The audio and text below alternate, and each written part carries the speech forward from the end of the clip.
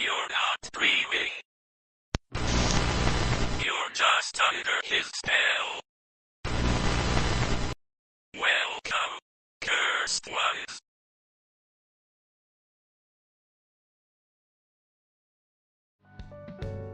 Good evening, everyone. It's your worst nightmare and dream come true. I'm Adrian Hallowell, broadcasting live to you. And today we're going to be playing some more Alone in the Dark. And you know what that means, because we're playing a PC game, even as old as it is. I'm in my PNG form, just to keep extra stress off of my laptop. But yes, welcome in everybody, welcome in. How are you all doing tonight? I hope you are all doing well. Welcome in Sushi, welcome in Sally, welcome in Purple, welcome in Astral Latte. It's nice to see you. I enjoyed watching you play some DBD yesterday. I went quiet for a little bit because I was lurking. I went to go eat dinner and stuff after I rated, but I did stick around and watch you play for a little while. I miss playing DBD. It's been a while since I've been able to. I unfortunately do not have a don't have a powerful PC. I stream from a laptop actually. How I do it, don't ask, I don't know. So for a while there I was actually playing DBD on my Nintendo Switch, and now I have a Switch 2, so I keep hoping that they'll update the game to be better and more compatible for the hardware with better visuals and frame rate and stuff. But till the day they do that, I'm waiting patiently. So yeah. Oh, thanks. I totally get post-raid alerts. Taking care of yourself is important after stream. Yes, it is. Yes, indeed. Oh, fair. I also started streaming from a laptop, so I get it. I'm glad you understand. It is, it's not easy, is it? I'm hoping one day I can graduate to a more powerful, either a more powerful laptop or, if the stars align, a desktop. But right now, with the way everything is, and PC parts and computers themselves being absolutely insanely pricey, that is not looking very likely. So in the interim, I do the best that I can to make it work with this little ragtag setup that I have. I believe in you. Thank you so much. Yes, and thank you for the follow, by the way. You are my 101st follower, and I really appreciate that. I was actually just celebrating getting to 100 followers in yesterday's stream, so you actually just put me over.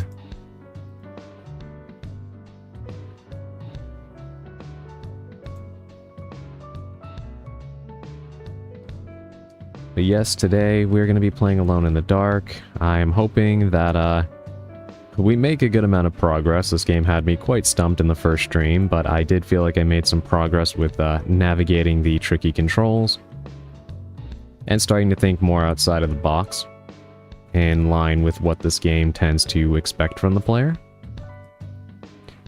So I guess we'll see. Should be an interesting stream nonetheless. Also, I've been thinking, more than likely, if everything holds, this Friday is likely when I will have the stream revealing the commissions that I had completed. So I hope that you'll all look forward to that.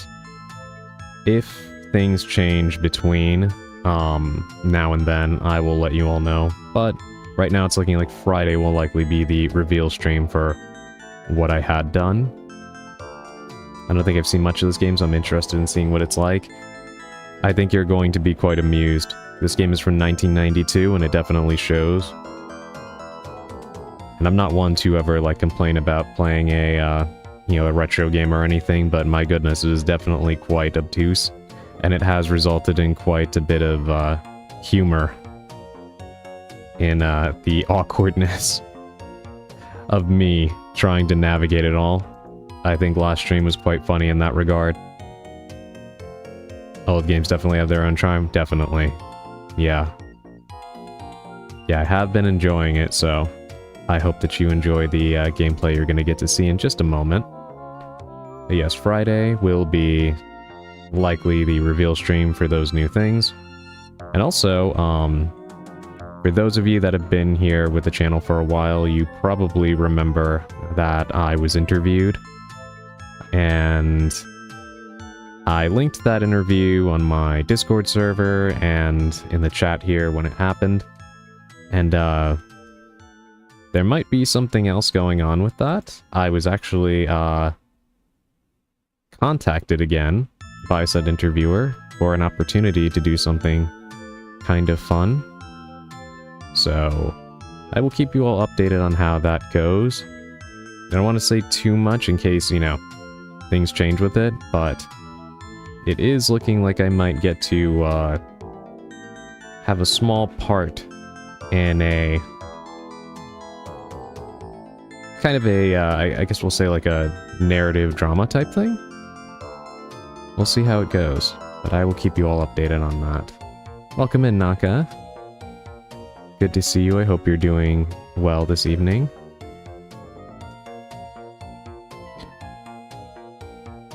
And welcome in, Effecto, over on YouTube. Yes, I dual stream, for those of you that do not know. So if you see me talking to somebody that is not appearing in the Twitch chat, I'm speaking to people over on YouTube and vice versa. But yes, welcome in, Effecto. I hope you're doing well. I hope your assignments are still going good.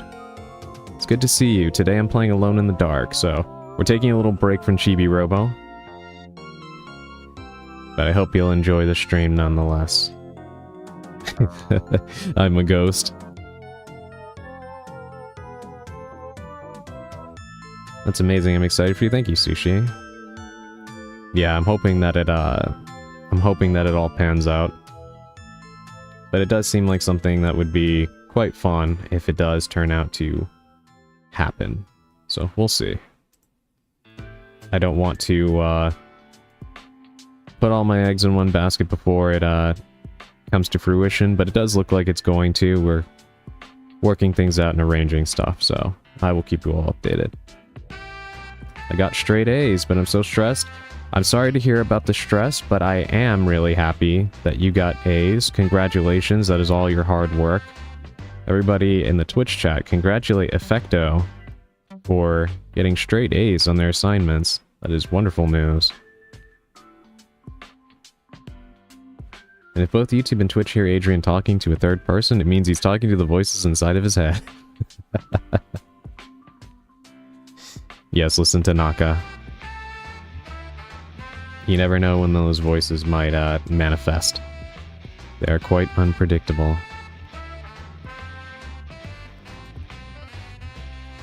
But yes, let's see, what did we all cover? Yes, Friday for the reveal of the commission stuff. And potentially, I might have a small acting gig in a drama. So, I'll keep you updated on both. That should be it for personal news and things of that nature. So, we're going to go ahead and get to our pre-stream tarot card pull, so we can get into the game. The voices are telling you to yap more. Apparently, Effecto wants me to talk a little bit more. But I don't really know what to talk about. I think that pretty much covers everything I've got. You know, we'll yap more as we're playing the game, but I don't think there's anything else that I need to mention before we roll into the stream. So yes, our pre-stream tarot card pull. Today's card is the High Priestess. This is one of my absolute favorite cards in the entire deck. The message behind this card, put simply, is listen to your intuition, right? When you pull this card, they say that you are closest to the underworld, and you're most in tune with your intuition. All those weird feelings that you get and those thoughts in the back of your mind are trying to tell you something. It's very important that you listen. Right? This is a time where meditation and isolating yourself for a bit to get more in tune with yourself, it's very useful. And I highly recommend that if you find yourself being drawn to specific thoughts and directions regarding anything going on in your life, pay closer attention to it when you pull this card. It's not just about specific warnings or anything like that, but it is usually a sign that you yourself are at your most sensitive to picking up on all of these little signals, right? So trust yourself, don't doubt yourself. Take the time to actually listen to whatever it is you're hearing in the back of your head. Very, very important. Okay. Trust your intuition, because as great as it is to have people to rely on or any other tangible signs of things, sometimes there's just stuff that you know that people cannot take away from you. That inkling in the back of your head that will save you from certain situations, right? A bad feeling about a particular person, bad feeling about where you might be going today, or a good feeling about something that you may just want to go for, despite other people kind of shrugging it off or telling you, maybe you shouldn't attempt that or whatever, right? Try to listen to your intuition when you pull this card. Additionally, you pull the High Priestess. This card is also asking you to be in tune with your feminine nature. And this does not care whether or not you are... Oh, hold on. Thank you for the raid, Len Koram, if I'm saying that correctly. Hold on, let me give you a shout out.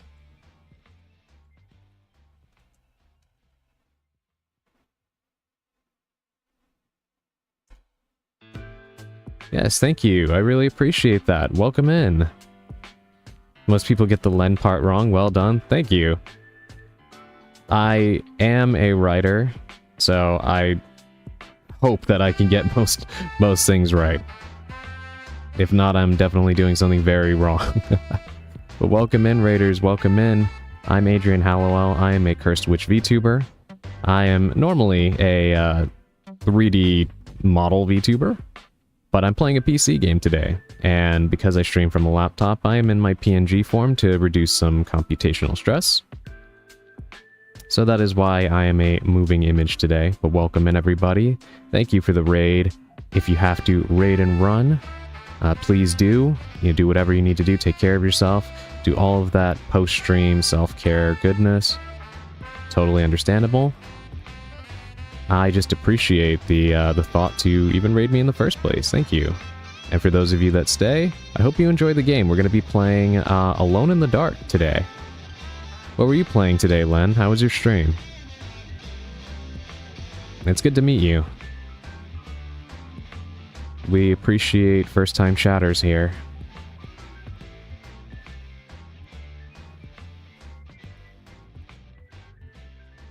I'm excited to get my computer this Friday. Congratulations, Purple. Glad your patience paid off. Pretty good. I was playing World of Horror. I've been wanting to play that game. It looks so good. It looks like a Junji Ito manga. I've been dying to play that. It's on my short list of games to play actually here on my own channel as well. Glad you had a good stream, though. Yeah, I'm intending to pick it up on the Switch 2 in the future and play it there. It was my first time playing it. I enjoyed it quite a bit. I'm glad to hear that. Did you know, Len, that World of Horror was actually mostly made in Microsoft Paint? It's pretty crazy, right? When I read that, I was incredibly impressed. I can't even imagine how creative you have to be able to put most of a game together and that program of all things. Yeah, there's interviews with the creator about it. It's pretty crazy that they were able to do that just through Paint alone, at least in terms of the visuals and the sprite work and everything. That is incredible talent.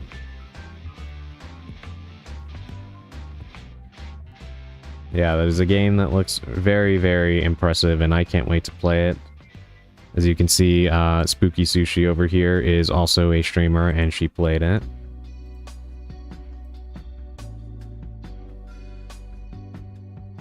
But yes, thank you for the raid. We were just in the middle of doing our pre-stream tarot card poll. We pulled the High Priestess card, which is a card asking you to trust your intuition, follow your first mind, and listen to those gut feelings that you have, because when you pull this card, you're closest to the underworld, and those inclinations that you get are more than likely to be correct.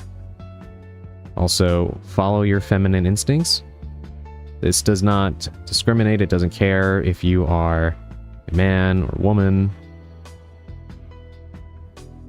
Your feminine side is something that we all have, right? Most represented by attributes such as compassion, right? Intuition,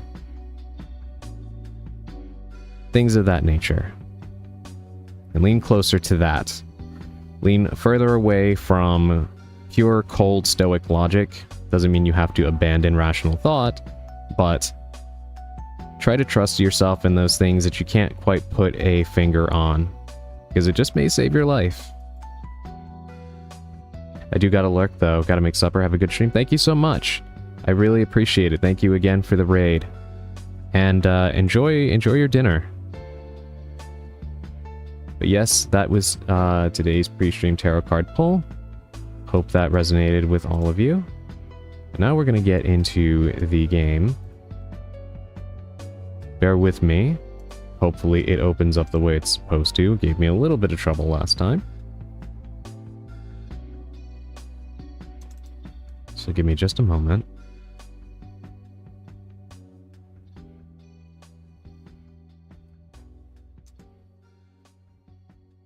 Alright, it looks okay so far. Alright, we are going to move into the game now.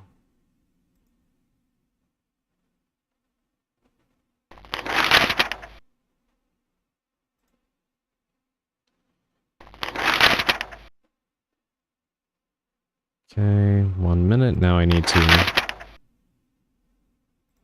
There we go. Now you should be able to hear the audio as well.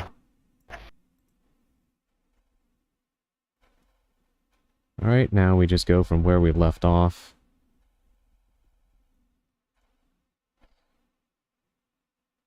Which was right here. For those of you that have never seen this game before, this is a game from 1992. And it shows. We are quite blocky. Blue Sky Post, thank you for reminding me. Sally, let me do that real quick. And I also need to pop out the chat so I can see.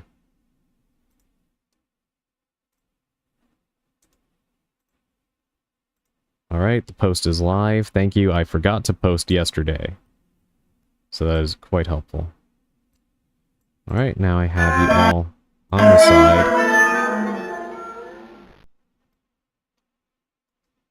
And we are ready to play. Alright, so last time we left off, I think I had that one record, right? We still didn't figure out what to do with the record. This is all the books that I had that I just dumped down here. We know that there's a secret passage in the cellar, but the cellar is overrun with man-eating rats. And the secret compartment has some kind of eldritch terror within it. So we have a lot of different things we need to try and figure out here. How do I check my inventory again? There we go. We had a broken saber, the Sons of the Sun, an oil lamp, a water jug, multiple arrows. Yeah, I don't think we really have any key items on us at the moment, except for this water jug, which I don't know what to do with yet. Janky controls, that's cargo ship controls.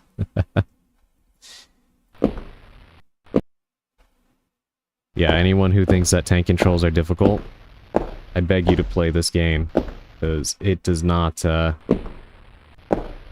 control well. And that is coming from someone who is an expert in maneuvering tank controls.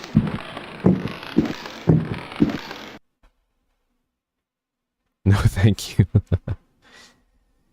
Yeah, just for example, to run faster, unlike in, say, Resident Evil, where you just hold a button down, you have to double tap the up key, but you have to do it a very specific way, or else it won't work.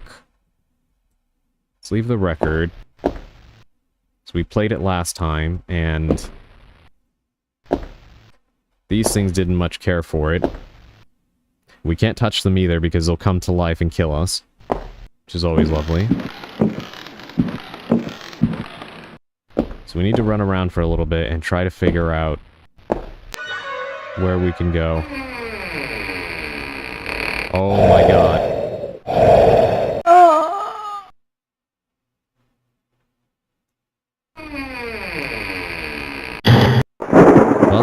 the game, everyone.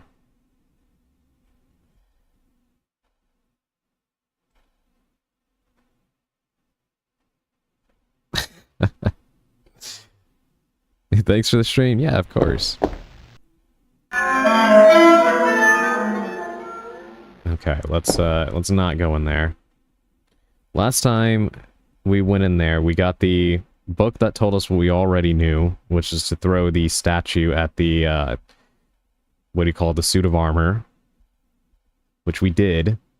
There's still some kind of thing running around inside that room that looks like what's its name? The thing from McDonald's you were talking about, Sally.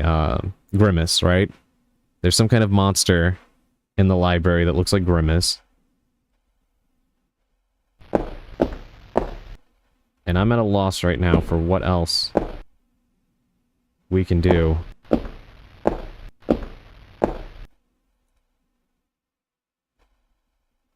So I know in terms of items that I left around,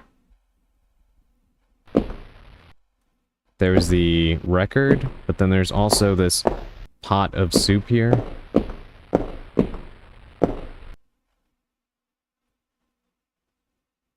Yeah, a pot of soup that is sitting right here that apparently has human meat in it. I don't see how that's useful to us, but...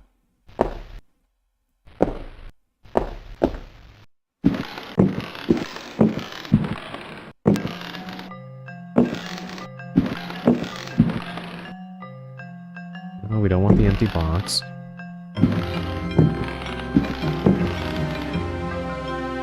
And then there's that... I don't even know what that is. Looks like a lit cigarette sitting in an ashtray.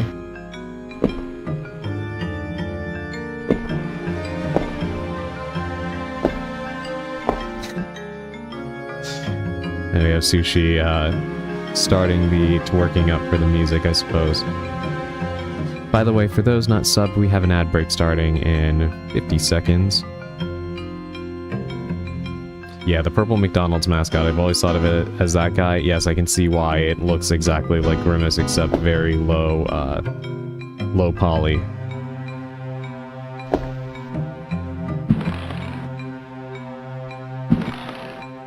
That smoke screen that pops out will hurt you. And the door on the other side is locked. I was asking because I'm taking a poll. I have a theory that people who ate dirt as a kid enjoy matcha. I was asking my coworkers, and she doesn't like it. That's an interesting theory. I've never eaten dirt, but I do like matcha. So that might be one point against your theory.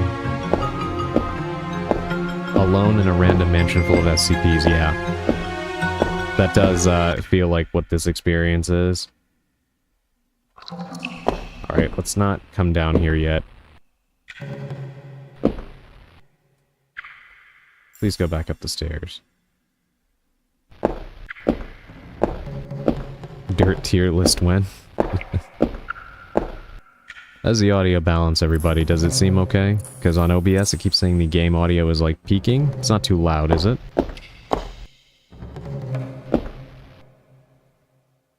I also have smoked breadsticks. That sounds delicious.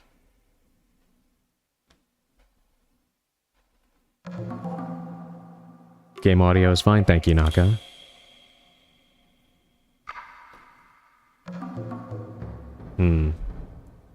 What could we do with this water jug?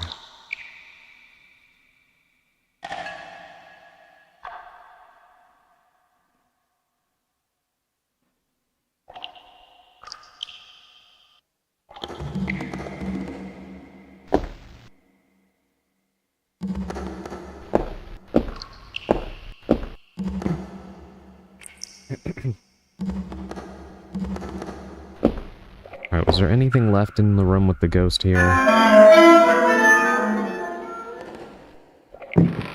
That is another thing this game likes to do. Just make random noises to try and scare you.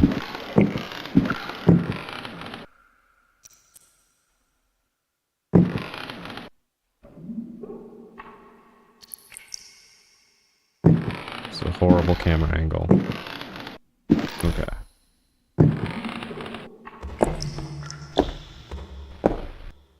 Alright, Sally, I may need a bit of a hint here. At least in terms of which item you think I should be focusing on right now. Actually, let me check the room at the end of the hall. I actually don't think I tried to see if there was any other doors there.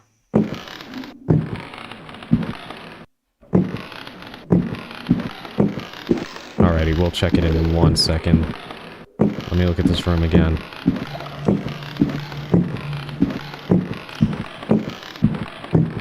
Welcome back to Mads, everybody. You haven't missed a thing. We've just been trying to find where to go next. Don't think I explored this room. Yeah, I haven't. Okay, maybe we found where we ought to be. So, for those of you that also don't know, one aspect of this game that is absolutely ridiculous is every action you take has pretty much a manual approach. And what I mean by that is you can't just click on something to check it. You have to go into your inventory, select actions, and then choose from this list what you would like to do. So in this case, for example, we want to open or search the clock. And she is doing absolutely nothing with that, so I presume there is nothing worth finding in there.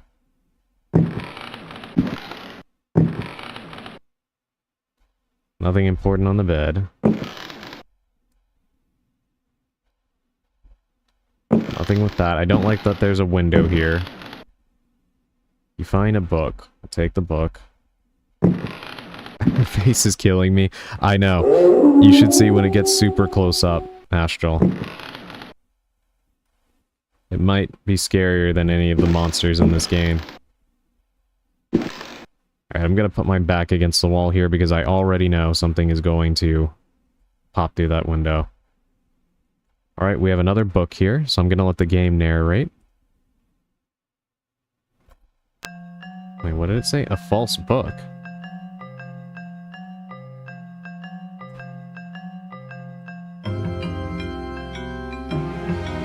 Interesting, okay.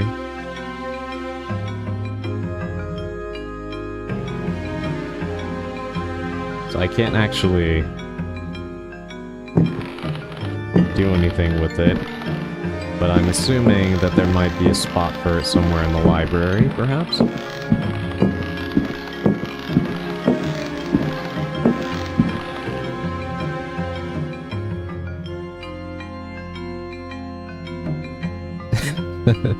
She's giving that... Yeah, she really is. Look, even from, like, over here.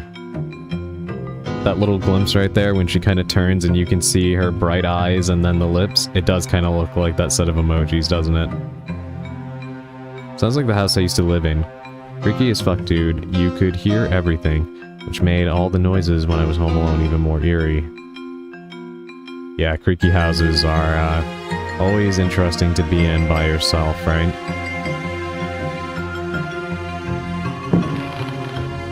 There's Grimace.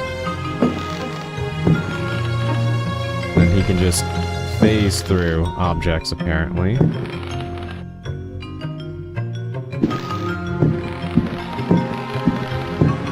So this, to me, looks like the false bookcase, right?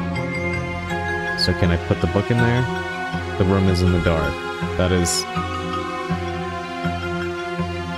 There is no room. Okay.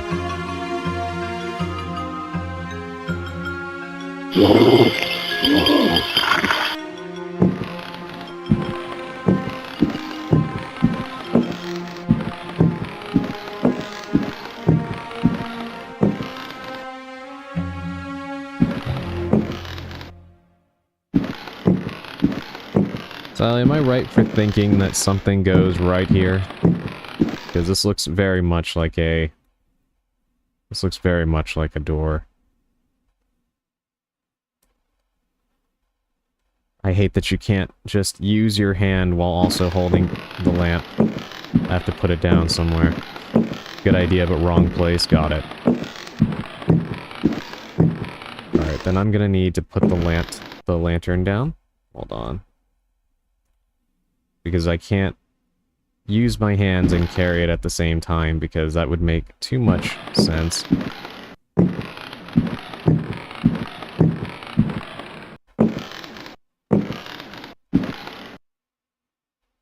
Nothing important in this bookcase. There's a mechanism to trigger. Okay. So it's that area right there.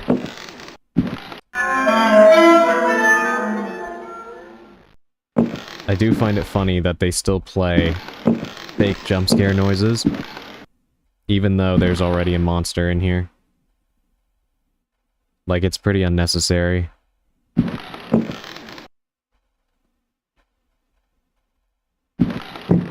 Alright.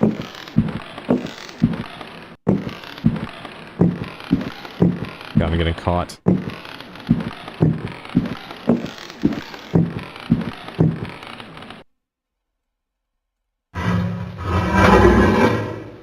Okay, that did something, right?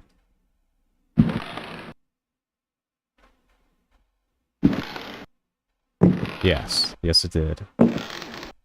Oh, come on. I'm caught in the geometry right now.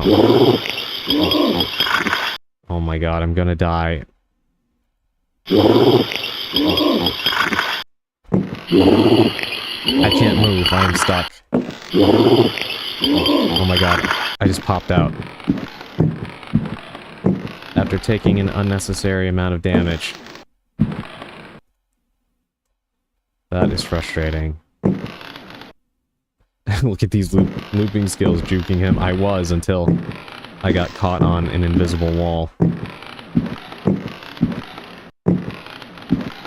Alright, let's dip in here. What is going on in here? I feel like if I take this talisman, I'm gonna die immediately.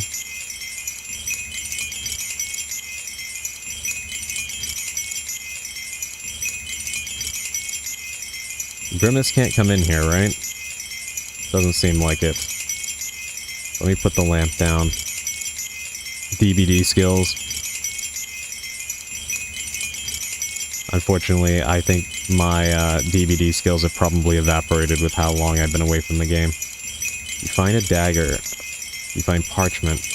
My god, there's so much stuff on this bookcase.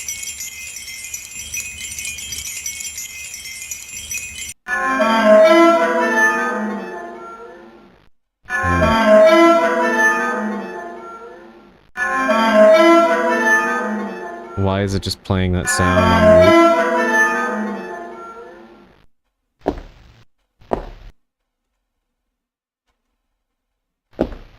Alright, let's take a look at the books that we just picked up and the parchment.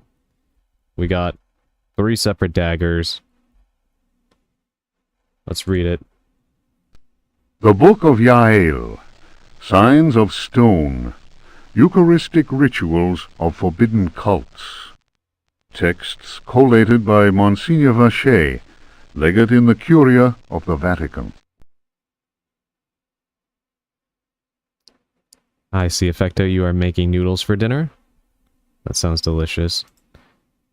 I actually had some myself for dinner a few days ago. Alright, let's continue the book. Numerous devilish cults speak of monstrous creatures called the Old Ones. These supernatural beings are believed to be possessed of powers equivalent to those of the gods of antique religions.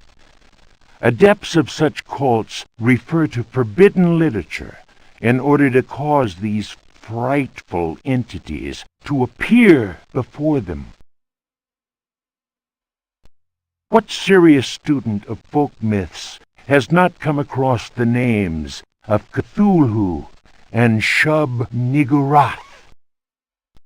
It must be said that these creatures wield tremendous power and are difficult to control once they have been unleashed into the world.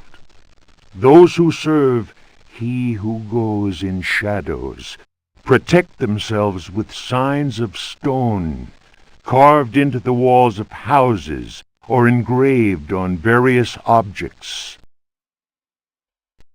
or those misguided servants of evil. The best protection appears to be that afforded by the sign of the most ancient gods, engraved in Manar stone, a heavy material said to be disagreeable to the touch. The sinful practices of those who fall into such errors can only lead to the darkest of despair, and are a mortal danger to the soul. Such monsters as those invoked by these foolhardy individuals are engendered when reason drops its guard. Man is easily tempted into perversion. By the way, Sally, please let me know if I messed up royally by taking that talisman, so I can reload the game if need be. I'm not actually sure if that was the wrong thing to do. It is why we must forever remain alert and renounce Satan with each breath we take. His ways are infinite in number.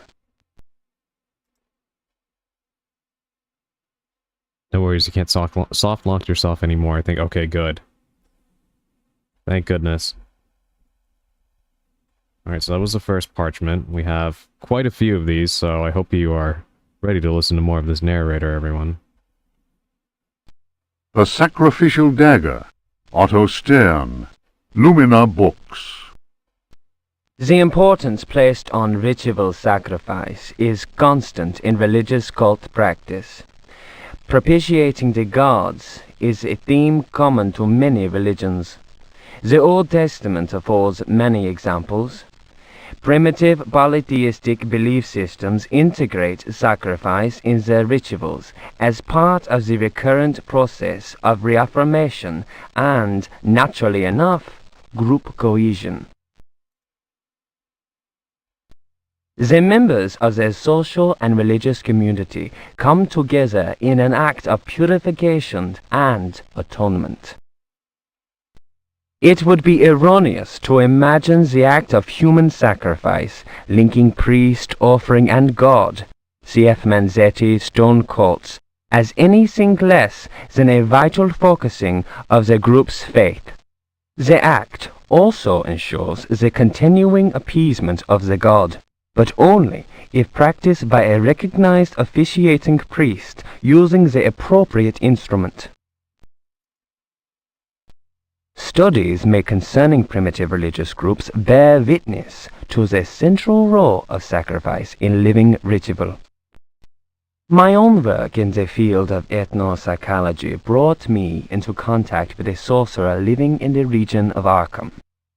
He introduced me to the rite of steel, linked to a ceremony known as adoring the black goat of the woods with 1,000 youngs. The god being adored is known as the vagabond. Here, the dagger's role, which allows the life breath to pass from one dimension to another, is essential.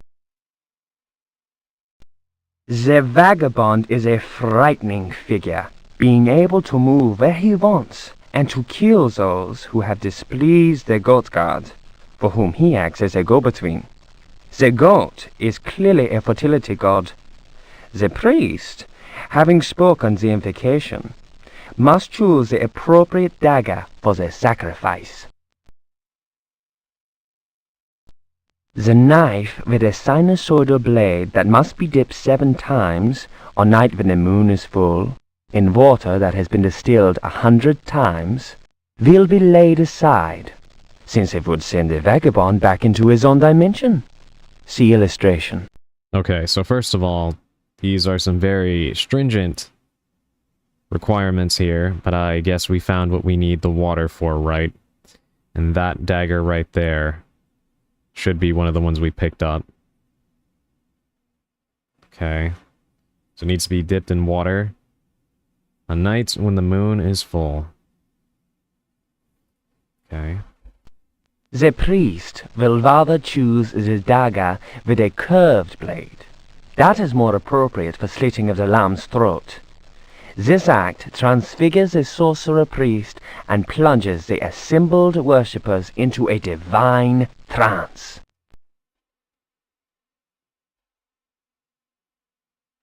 Okay. Let me check the inventory. Let's look at the daggers that we picked up. Yeah, there's the one from the first photo. Doesn't look like we have the other one.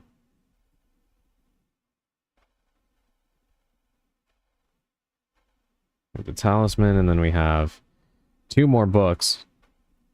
Kind of wish we didn't have to sit through so many of these texts, but I do believe these have the clues as to where we're supposed to go next in the plot, so we don't really have much of a choice but to sit through a little bit more. Juan Luis Jorge, De Biblioteca. Reflections on the power of the verb in certain texts. Archaeos Publications, 1919, Stafford. Translation does not alter the occult power contained within such forbidden texts. The malevolent energy is in no way diminished. The spell must be cast aloud and clearly, in certain languages or little-known dialects. Maglafar Fatang. The reader will understand that, in the light of these revelations, I would be foolhardy to continue quoting from the text I have before me. If spoken aloud in its entirety, it would surely awaken powerful and malignant forces. I will go further and say that simple reading of some of the more technical passages describing specific practices is in itself a perilous exercise. The ill-prepared reader can easily fall prey to attacks of demented hysteria, not unlike those described in cases of individuals said to be possessed by evil spirits.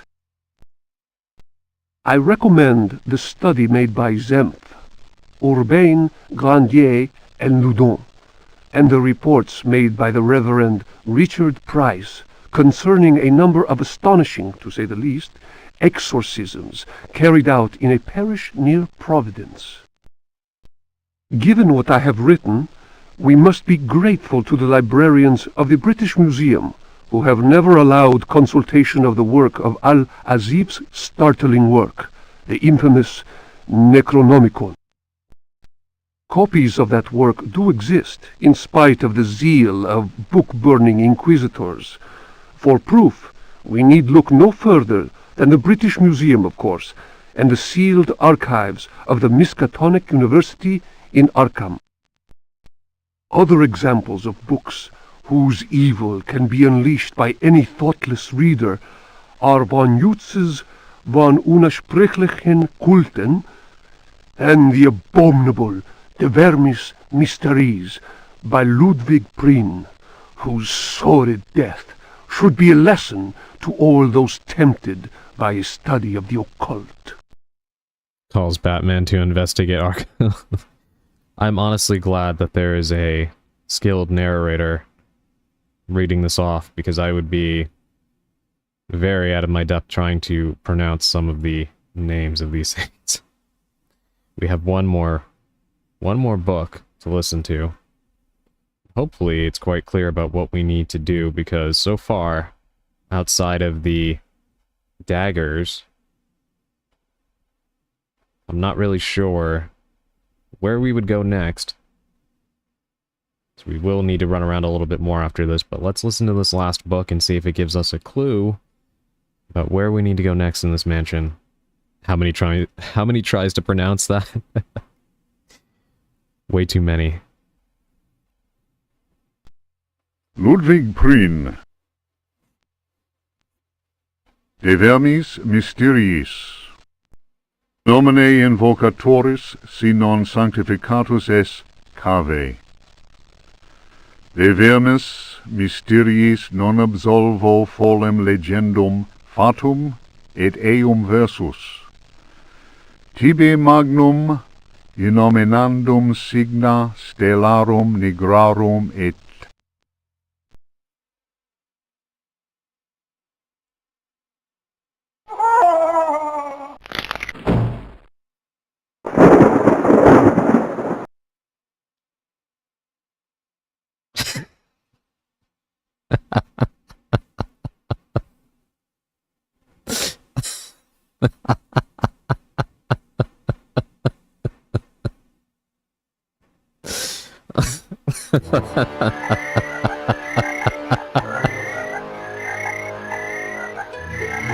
Okay, I saw that, right? But here's the thing. One, I couldn't tell what book it was before clicking it since it just said a book. When I saw the title, I was like, this is one of the ones that they said, right? However, I didn't think that the protagonist would be dumb enough to read it aloud in spite of the warning. And, you know, given the fact that it is a male voice narrating the text, I didn't think that that counted. But I see. Alright, well, we'll just throw that book away. Incredible. You can read it, but you need to stand on the star. Got it. Nothing to gain from it, though. Just another cheap game over. Unbelievable. Noodles with peas are ready. That sounds good, Effecto. Hope you enjoy your meal.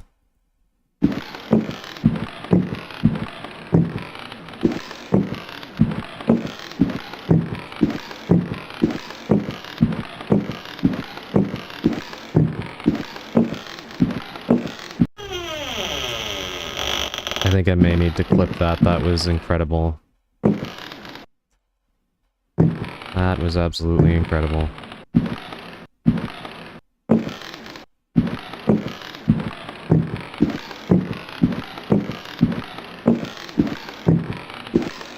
No, turn this way. We're going right back into the library. You can't deny it's a funny book. It's funny a book kills you. Yes. Yes, it is. The green in that house is so vibrant. I wouldn't be surprised if it's made with arsenic. Oh my god. Come on, go around.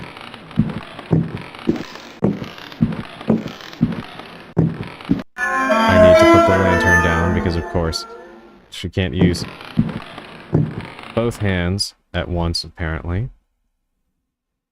So let's set that down.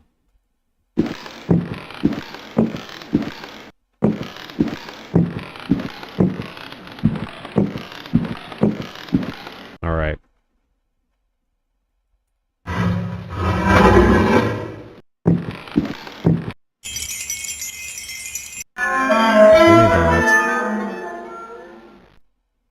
No, we're not trying to throw hands. Let's take the daggers.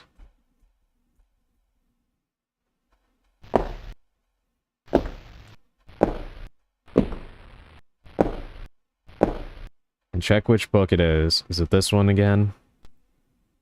Yes.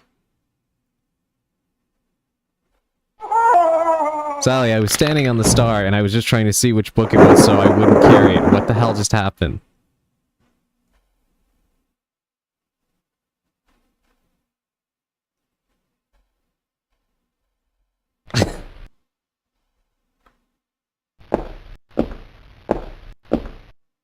It is not a good omen when I only receive that face in response.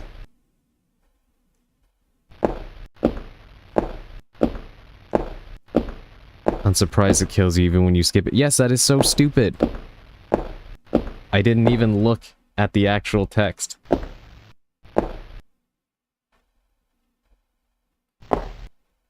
Alright, let's leave that. Alright, we might as well take the shortcut, right? Just go right through here. Unbelievable. Yes, for those of you who are new to Alone in the Dark,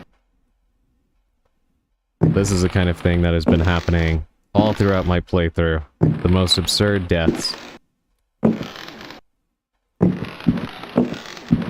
punishing you for just trying to understand how the game works. After reading that text, why did my furniture start floating? You may need to call Ghostbusters, Aka.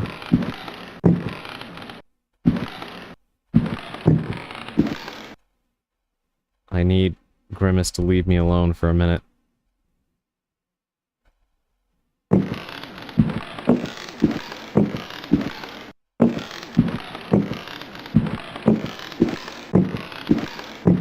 Alright. False book. Let's go in here. I'm just gonna assume it is always the last book on the list in the inventory, and I'm just gonna put it down.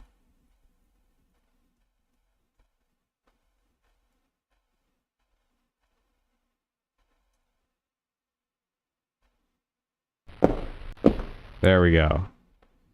Save there just in case? Yeah. Alright, let's make this save 11. There we go.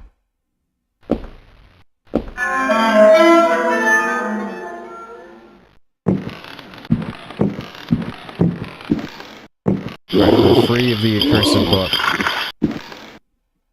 Take the lamp, get the hell out of here. Alright, we're done with that room. Thank goodness we're done with that room. No more floating away.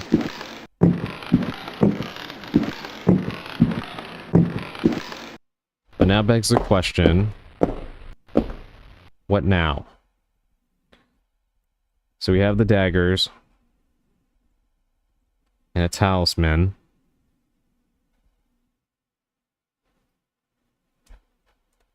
Let's see. Use, can I combine that with the water? For those on sub, we have an ad break starting in 1 minute. Just letting you know. Alright, let's see. Use.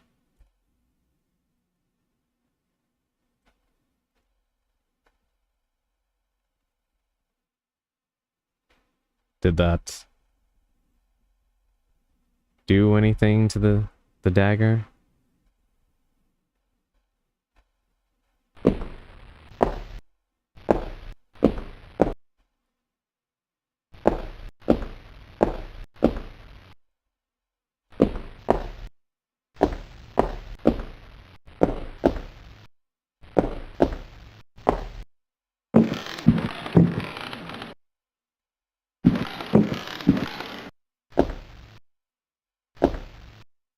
Alright, can we count on that talisman to protect us from any of the things that we've encountered thus far?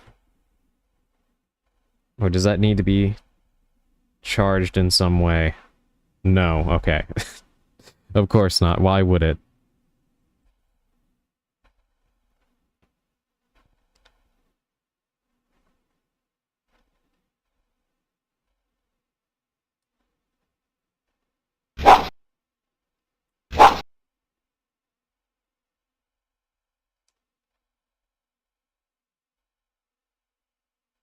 Why would you think anything here protects you from anything? All items here are cursed sacrificial stuff. Yeah, that's a good question.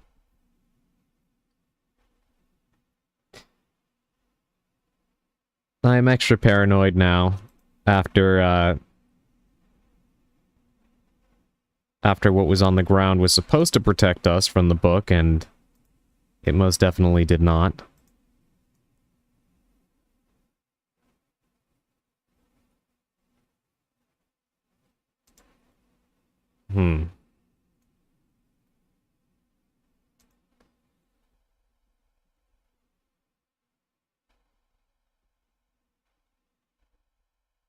I am at a loss. What can we do?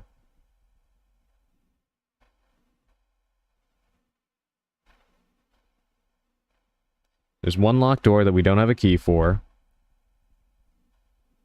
In the room with the odd gray smog. We have the water jug. And now we have talisman and these daggers.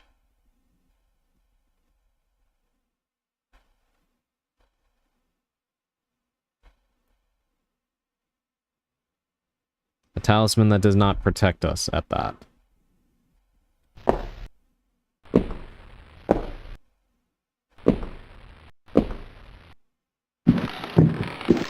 I'm always late.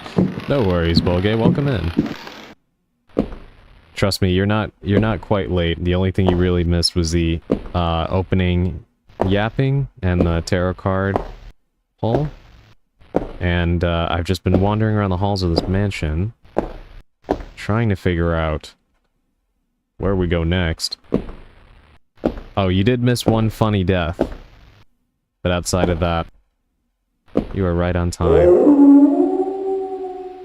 Yes, welcome, and I hope you're doing well today.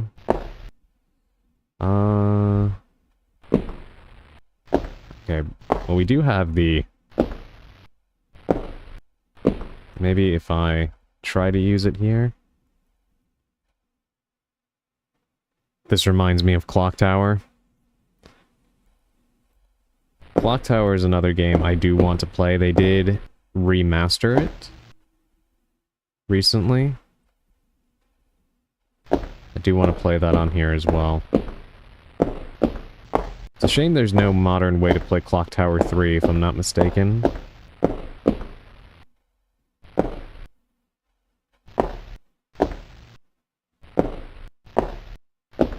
Alright, Sally. If you could be so kind. A hint, please.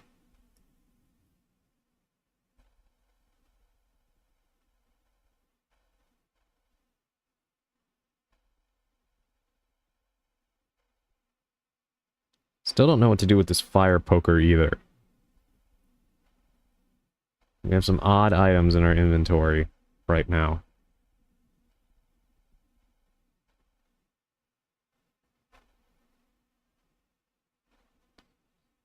Check the clock in the room at the end of the corridor. I think there was something there. Okay, I'll check it again. I did try to check it and all she was doing was kind of tweaking. But we'll check again.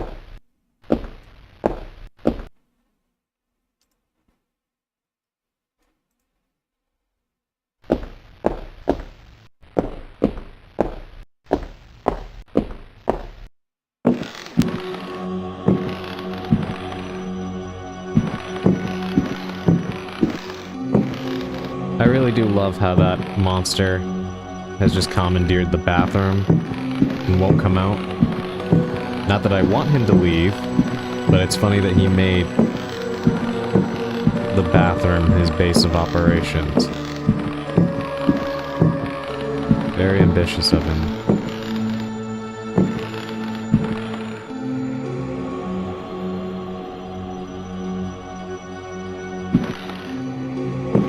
Well, we can't do anything with it, but maybe... Can we push it? Okay. That explains it. It'd be worse if you actually had to use the... Yeah, it would be.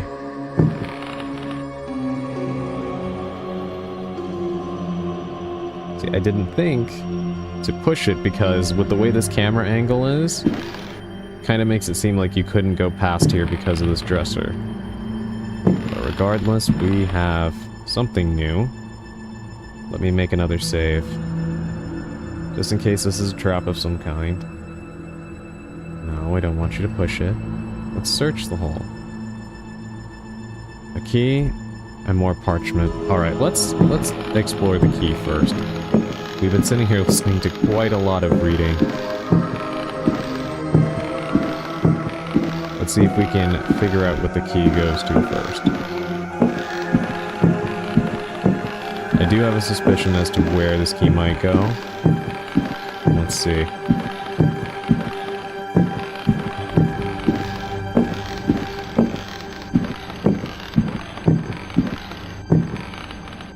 Back down the stairs we go.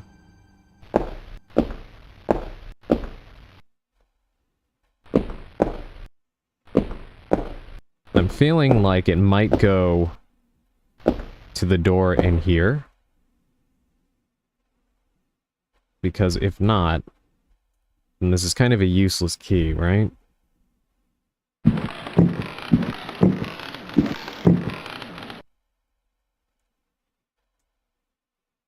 Wait.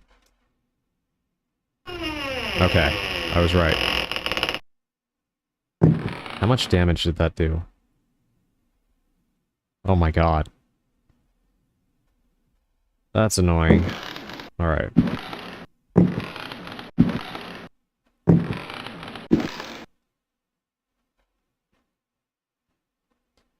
There's the proper record that we need.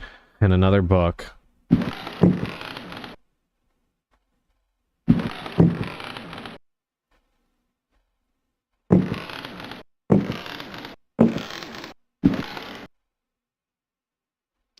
I don't know what it is, but something about that table in the center there unnerves me a bit. There's a mechanism to trigger. We need... Is that where we need to put the other saber? Perhaps?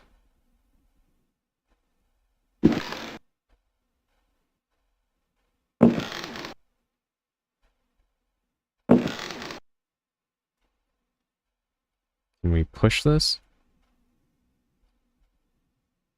No. Okay.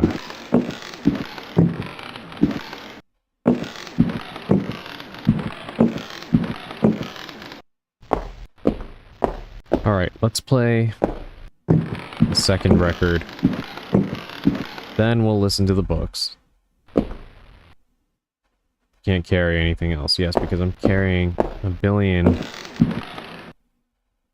books on me. We don't need this key anymore. That is the other thing about this game. It does not discard items that you no longer need. Want me to tell you things you can drop? Yes, please. That would be helpful.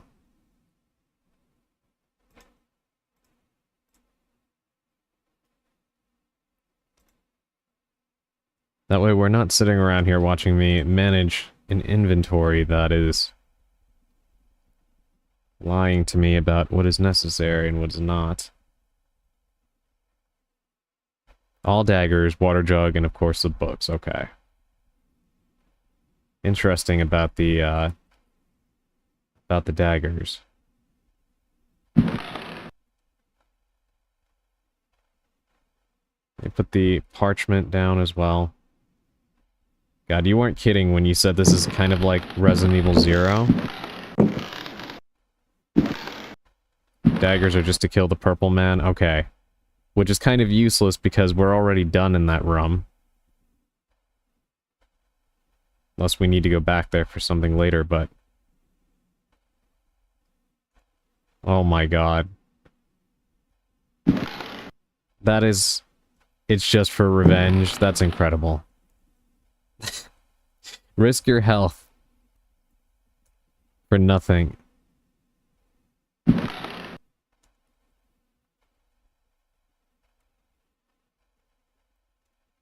It one-shots him, though. Oh my god. Alright. Well...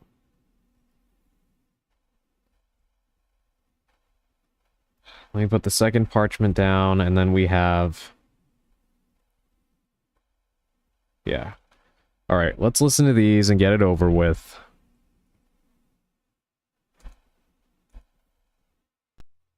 The Creatures of Night by Hubertus the Bald. Translated from Latin by his brother in I would save, yeah. Please don't kill me, please don't kill me. Okay. Good call. Let's save first. Now let's listen to these, just in case they kill me. The Creatures of Night by Hubertus the Bald. Translated from Latin by his brother in prayer, Fratre Johann Marcus. Can never be sure with these books. Yes, well that's the thing, right? When I opened the book before, even if I would have closed it then and there, it still would have killed me. So you're punished just for looking at something that you pick up that has no identifiable markings as to what it is. It's just a cheap trap. Utterly incredible. Of monstrosity. You who read me know that night engenders monsters and that night creatures exist. The accursed book of Abdul al-Hazred is clear on this matter. That is not dead which can eternal lie. Unhappy he who knows that book. Unhappy he whose eyes alight upon that foulest of texts. Unhappy he who implores the standing stones, for he will free the powers of darkness. Of the pit. Stagnant waters are like the memory of men. Beneath the surface calm, clawed beasts await, and are known to initiates as the deep ones.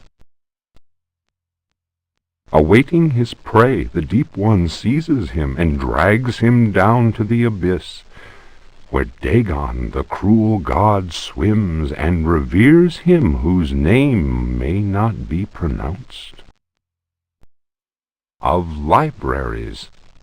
Unhappy he who frees the prowler. Unhappy he who meets the prowler erring among the books. He generates the vagabond that comes from other spheres. He believes the vagabond does not exist. Can't deny, though, that the game has rich lore considering how old it is. Yeah, it does. It does. It's all very interesting. It's just that some of these notes can be very, very lengthy. So I am glad that they're at least narrated. Saves my throat a little bit, but all of the notes are very close together. So you end up doing a lot of listening, which is fine. It's interesting, but it can slow the pacing a little bit.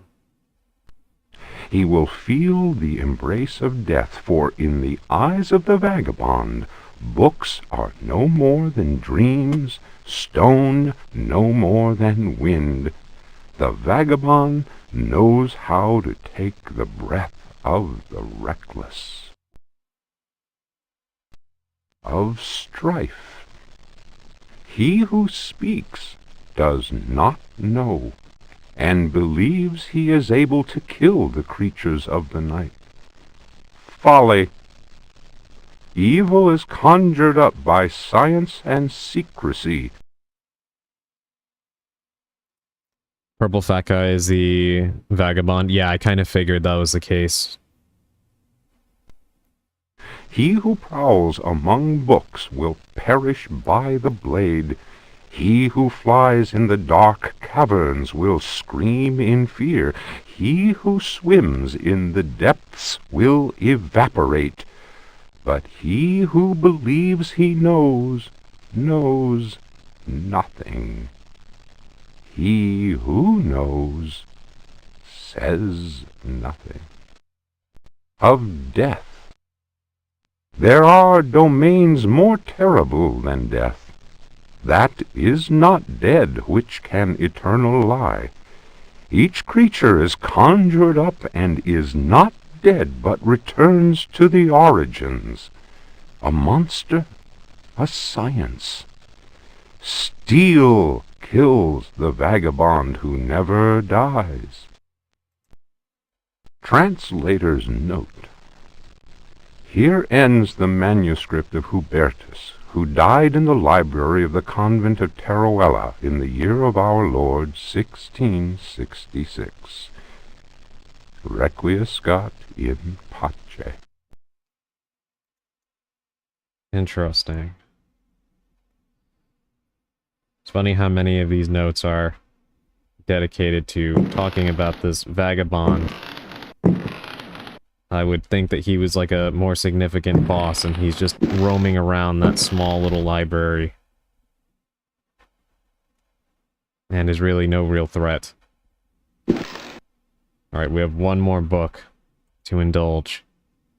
And then we can try to find out what happens when we play this other record. The Tale of Captain J.W. Norton of the Army of the Union. It would be really funny if this book of all books killed me. 1862. The South was in collapse. Louisiana was open to us. I had each day to requisition victuals for our troops, and was aided in this endeavor by a score of brave men. Rebels were not yet ready to lay down their arms. the region was far from safe. I headed further and further west and questioned many freed slaves. From them, I learned of a plantation on the coast. Its name was Derceto. We received a less than hearty welcome. Only Pickford, the owner, behaved in a friendly manner. While my men counted cattle and grain reserves, I learned what I could from him. Man was most unusual and possessed an extraordinarily cultured mind. At nightfall, I gave orders for the men to bivouac at Derceto. Pickford invited my second-in-command, Lieutenant Patterson, and myself to dine. And our host proved a most entertaining conversationalist. While coffee was being served, Patterson went to inspect the men's camp. The cigar Pickford offered me was so acrid that my head began to spin. I remembered campfire tales of fellow officers trapped by devilish Confederate tricks.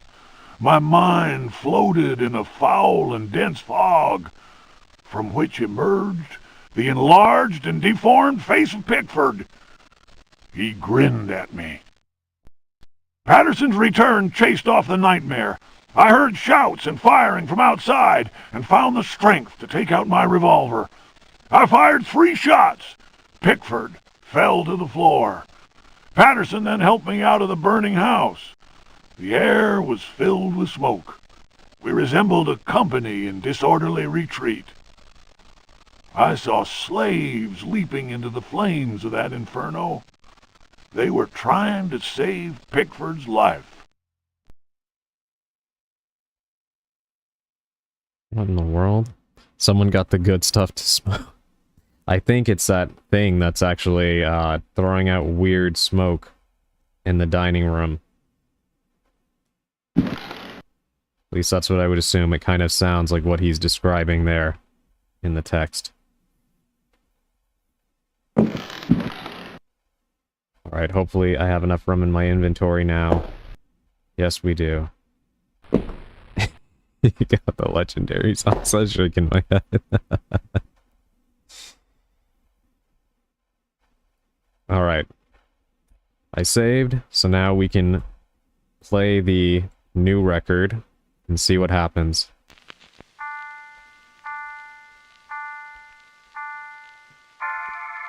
You're listening to the Dance of Death.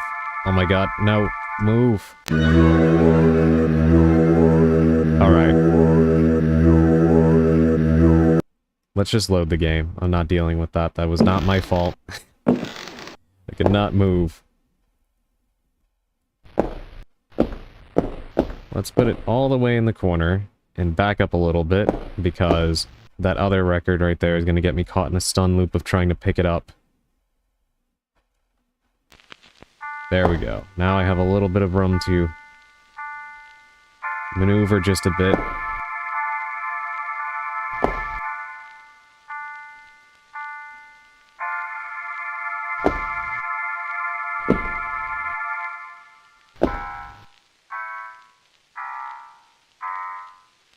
First, these controls, man.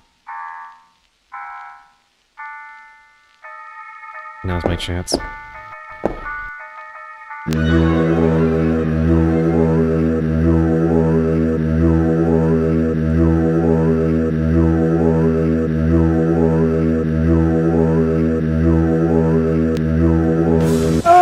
Oh my god.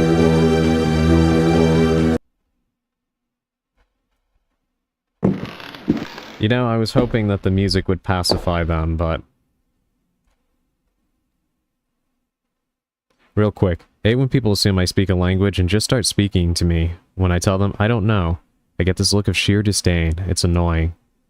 Yeah, people are really weird with that. I don't know why they get upset for you not understanding something that they just assume that you would. I've seen that happen before. Alright. Let's try this again. No, stop. You idiot, don't open that door. Oh my god. Get the key, get the key.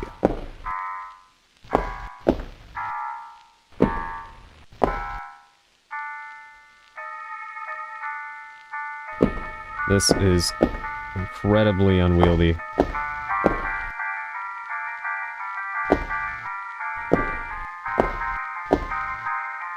Oh, Bolgay, I wish it was tank controls. This is not even tank controls, it is just a mess. If it was tank controls, I'd be just fine right now. I mean, it technically is, but it's like... yeah, it's web controls. That is a succinct way of putting it. A land yacht controls. Yeah, very much so. Okay, Sally, riddle me this. Is that other record we left in there useless? The one that they didn't like?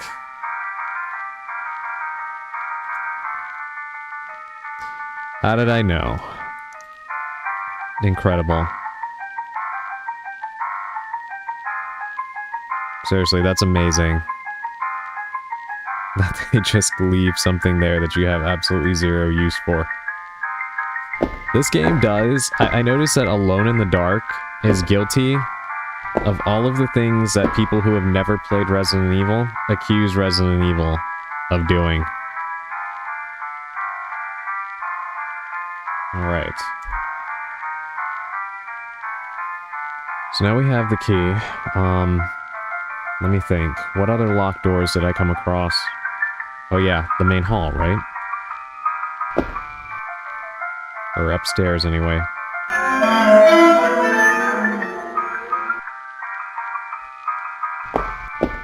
Wait, no. I'm thinking about that. Of course, we already opened, so no.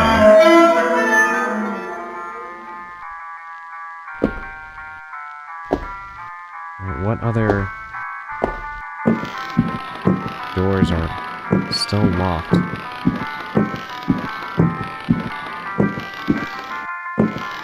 Time to look around, I guess.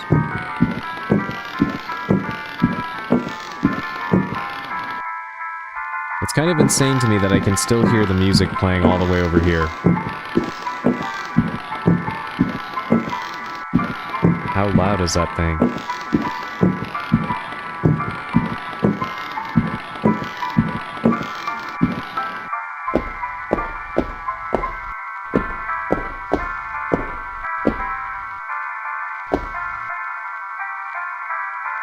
Oh, it's still on me. Why?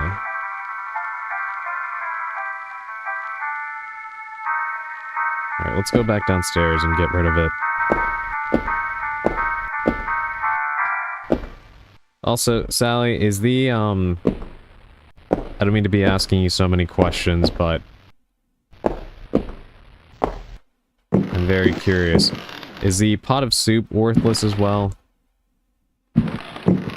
Or does it actually have a use?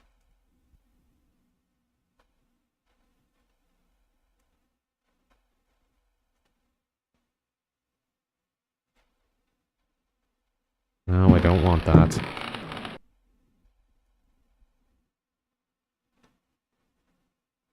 Pot of soup is poison. Kill all of the zombies in the dining room at once. Oh my god, that would have been nice to know, but there was no inclination of that. Sorry, I gotta go. Need to prepare material for tomorrow. Have fun and remember to rest. Thank you so much, Effecto. Good luck with the rest of your schoolwork. And you also get some rest, okay? Thank you for dropping by. I really appreciate it. It's definitely been nice having some regulars over on the YouTube side, so thank you. I appreciate that.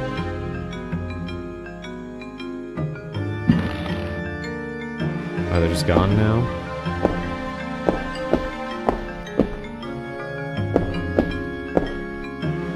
Interesting, okay. I like how you can't just unlock the door, considering you are on the other side.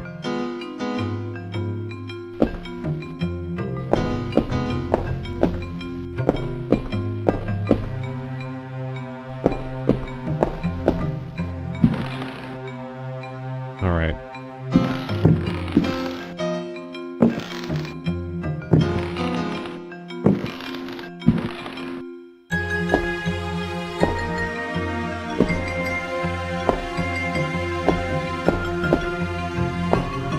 This is just the same door on the other side, right? Yeah. So not there.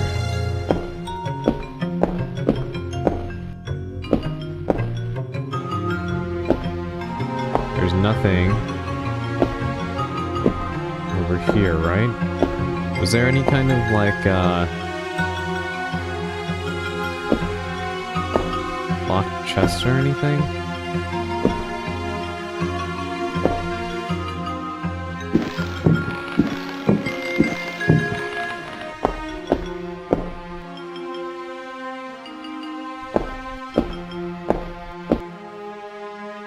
Kind of terrified about how obtuse Alone in the Dark 2 and 3 are going to be. If this game is already like this.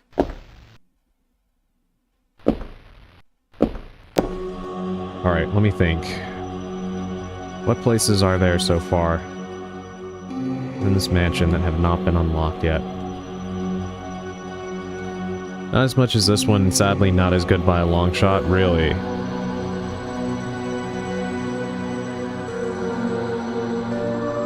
Actually, 3 is like 3 times as obtuse as that. Oh my god. That is, that is not inviting.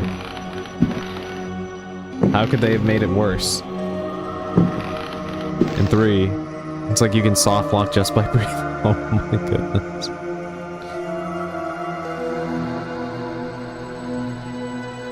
I get the feeling that whoever designed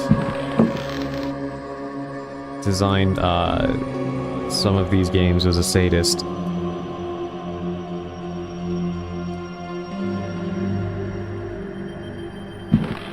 No.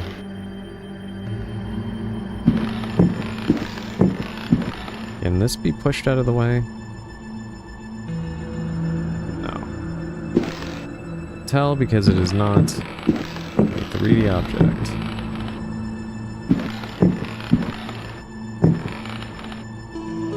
Two is awful. It's like RE6 from Alone in the Dark. Oh my god. Now you have me very curious about how that's even possible.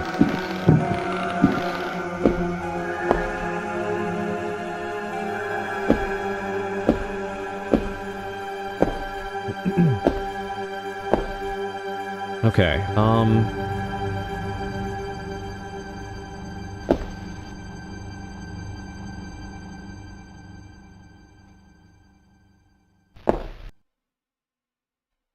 let's go back to the room on the other side of the dining room. That's the only place I can think of right now.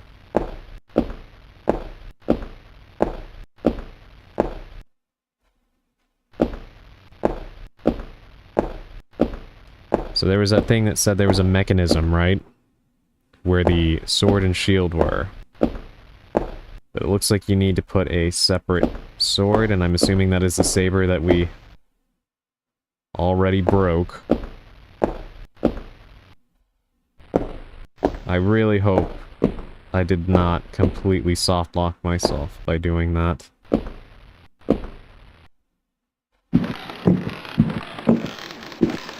Alright, let's run past the bad cigar. And make a quick save. Yeah, this right here.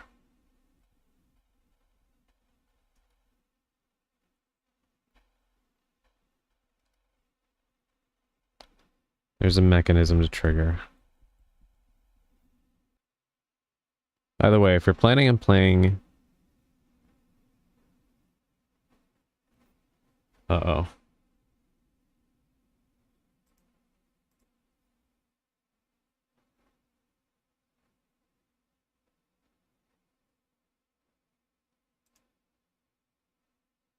Okay, yeah, I think everything is back. Sorry about that, everybody. OBS was acting up for a moment. I didn't even realize it. Okay. Let's see. I was reading your comment here. By the way, if you're planning on playing the other character, the game is the same, it only changes the melee combat and the origin story. Okay. I kind of figured that might be the case. But thank you for confirming that, because by God... I was nervous that I might have to go through all of this again. However, I am still nervous because I'm kind of worried I might have soft-blocked myself. This seems like you would need to put the other saber here, right? However, I broke it early on because there was no indication that that could happen.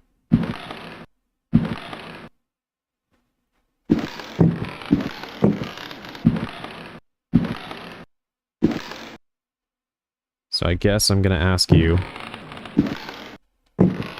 is that the case? Please don't break my heart right now.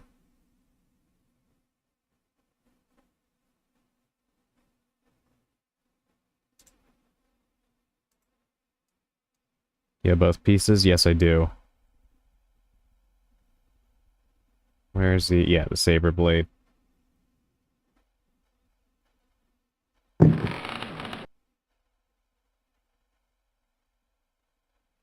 Okay, let's try and see.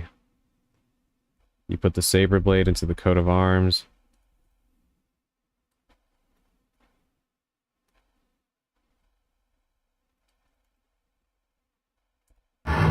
Oh, thank goodness. Alright, thank God.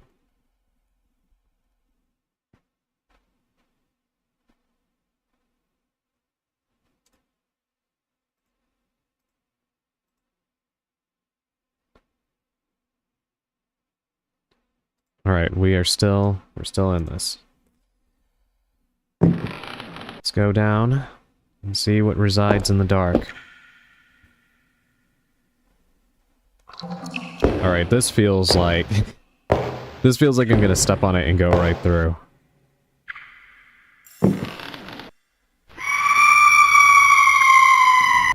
I'm a prophet.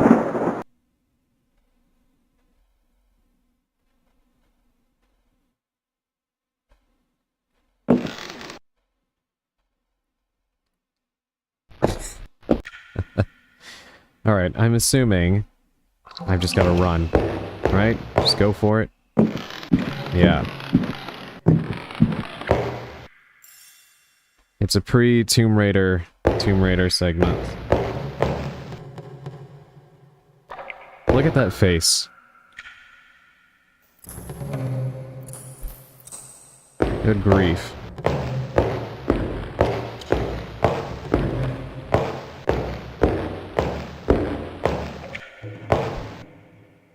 Oh my God.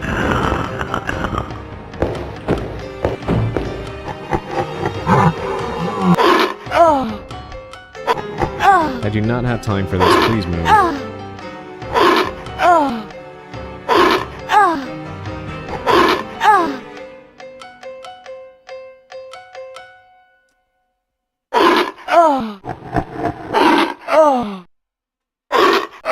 Swing it.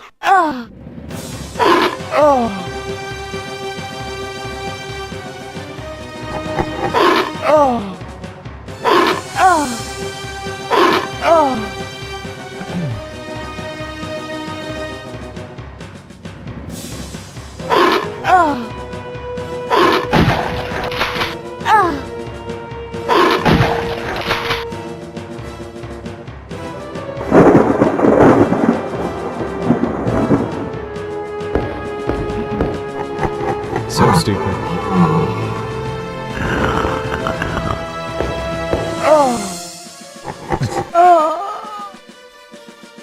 Oh my God.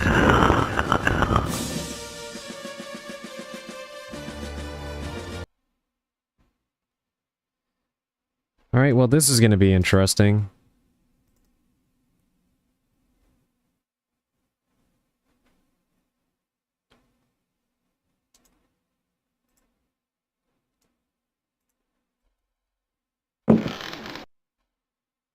No worries, take your time. You have the big key, right? Yes, I do. Yeah, I've still got it on me.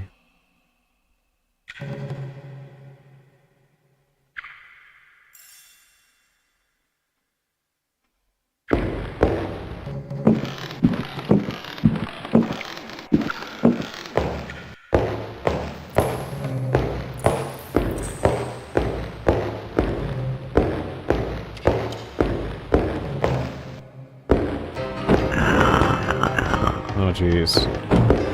Okay, I'll tell you this. And leave you in the meantime to ponder. You just need the talisman and the big key. Everything else is just filler and optional. So this game is like 20 minutes long? Really? Okay. Well, I will ruminate on that while you, take your absence. Interesting.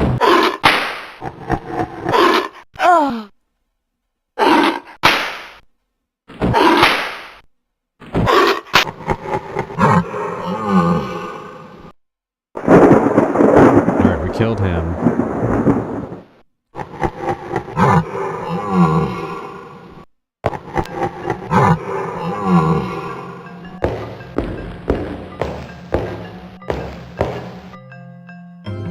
Alright, so he's over there now, so we can actually come back to where he was blocking, right?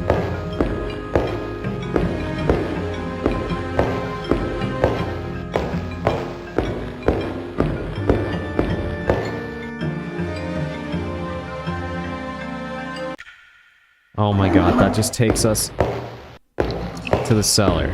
Welcome back, Sally. All of that just to end up... Did the rats just attack each other? So all of that just to end up back in the cellar. No, go back? Okay.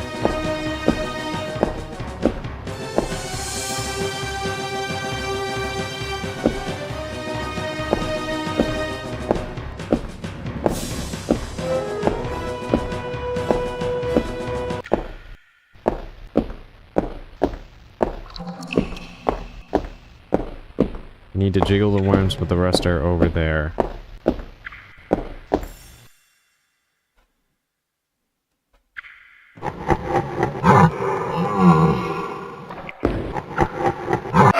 Oh my god, of course. That looks so awkward.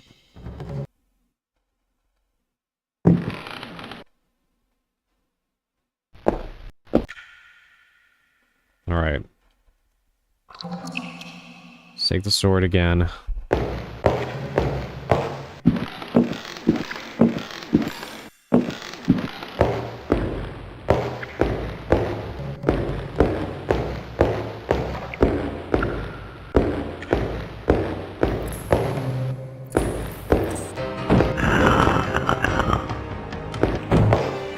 Him to start moving.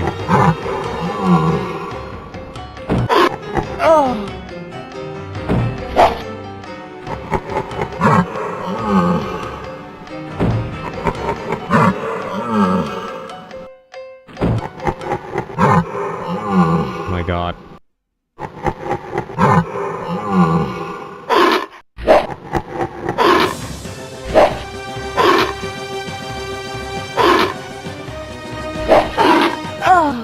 Okay, he can hit me, but I can't hit him, apparently.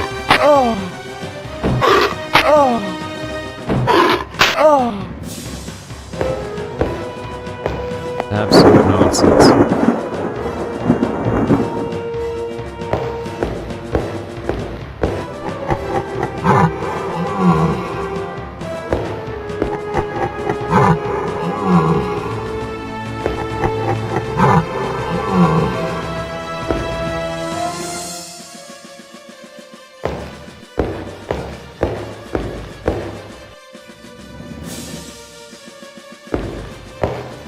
Let's see, is a worm coming this way?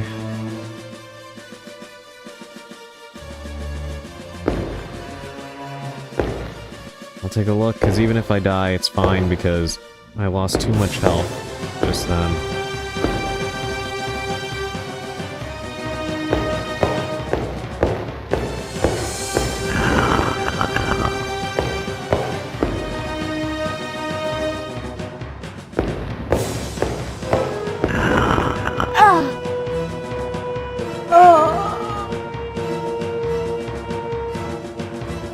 Alrighty.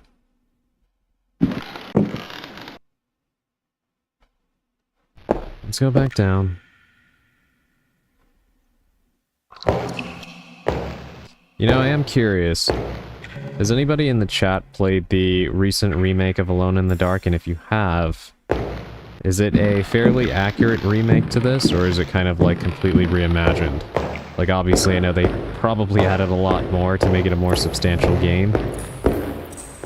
But is it a retelling of this game's story?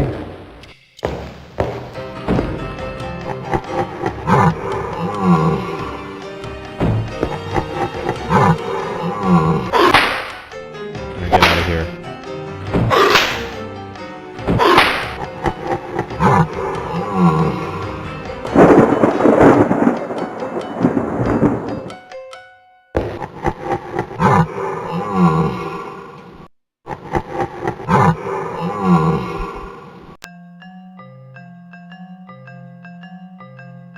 As of a remake, what I have of the King of England.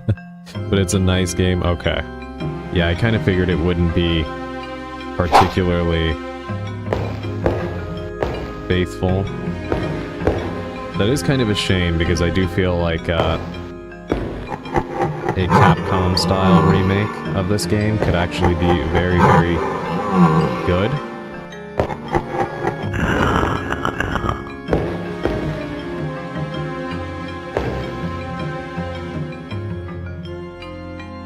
Dorsetto is a mental institution in that game. Both characters appear in the story and have their own endings. Interesting.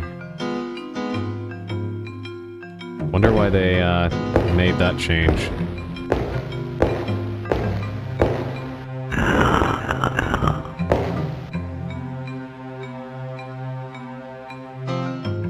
How do we get our friend to move?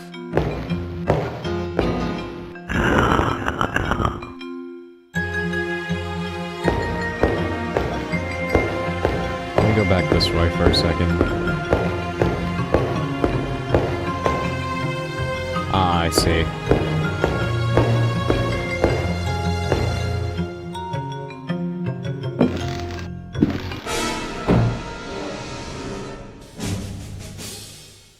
It's less based on Lovecraft and more on Christianity.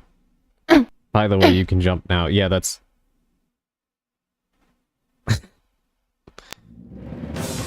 Well, hello there.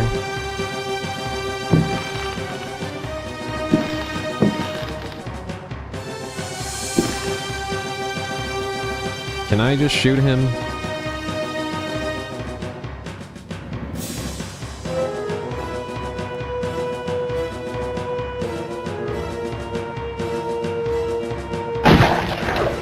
Apparently not.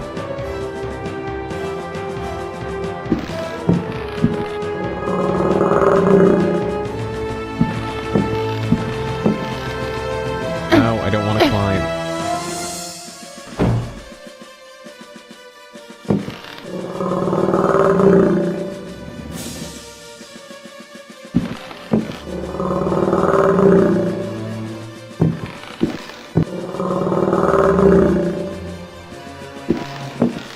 Alright, that's gonna start falling, right?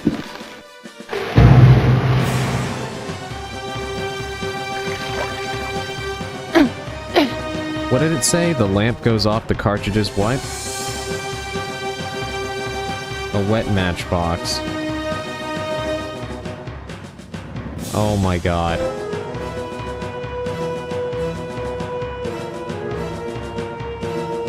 This game is ridiculous. Of course, he has no cooldown on this. He can just keep doing this endlessly.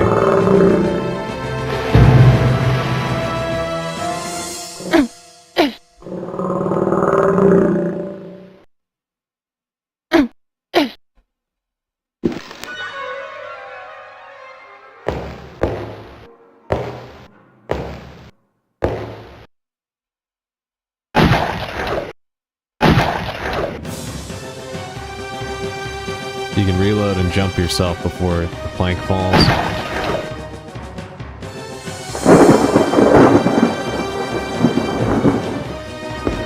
We might need to do that, but let's see how far we can get like this. Yeah, and there's a freaking flying one now, right? I have 3 health left.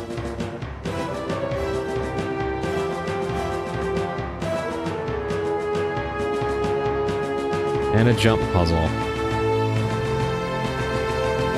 With a flying nuisance.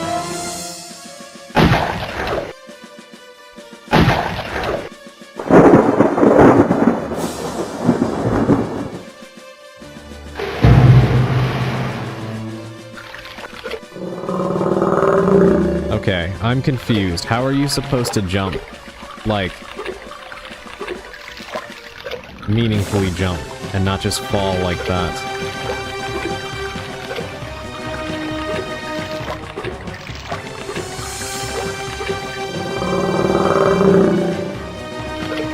Give a jump action? Oh my god, it would have been nice of them to tell me that. I thought it was like an automatic thing.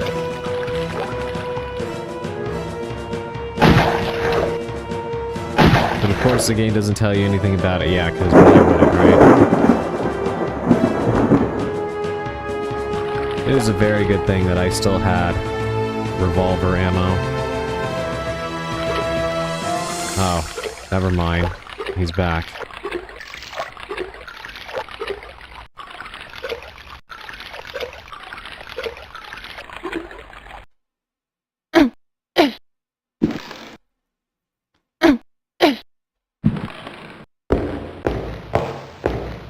Probably should just reload, right? Also, the water jug is for watering the cigar smoke. Oh my...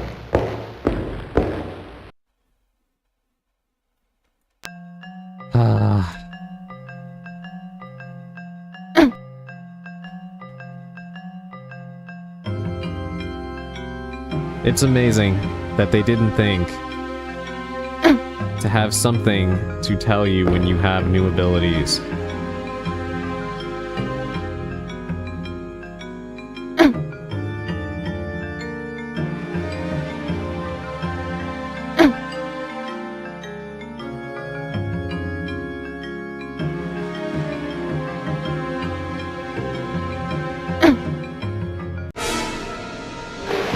Stupid.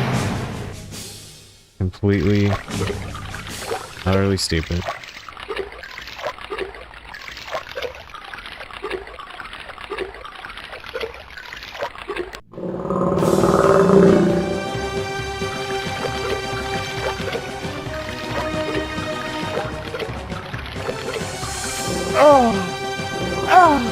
Oh my god, of course she gets caught on the freaking wall.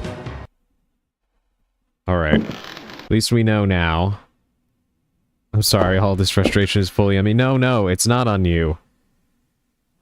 This game is just incredibly vague about literally everything, which, on the one hand, is part of the fun.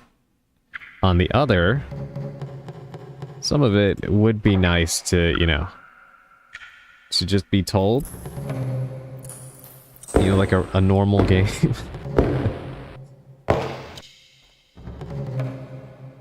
But it's fine. Now I know. I will save once we get through the worm part. Alright,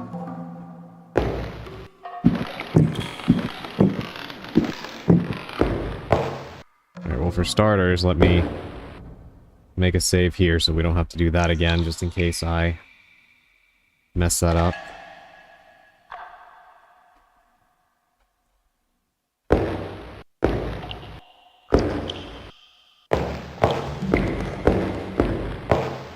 This part right here with the monster.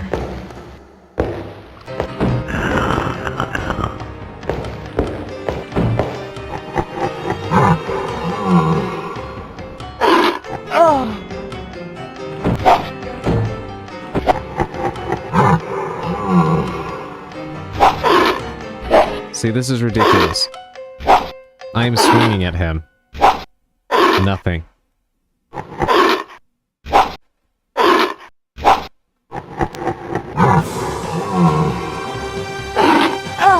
Alright, let's reload.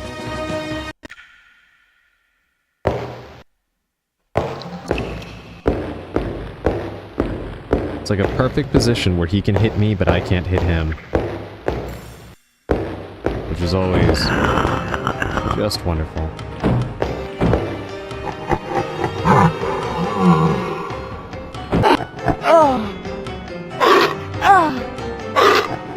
I always shoot the dogs because they're annoying. Yeah. Alright, I'm gonna use the rifle on him at least. Because I don't have any more ammo for it. Might as well just do that and get rid of him already. So he is a massive pain in the ass.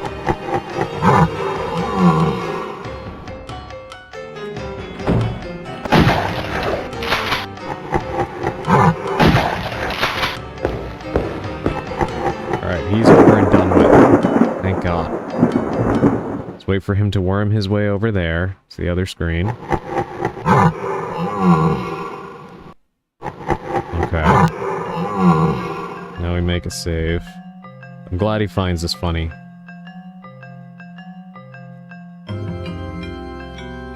And... look at that. It appears right here now. Oh my god.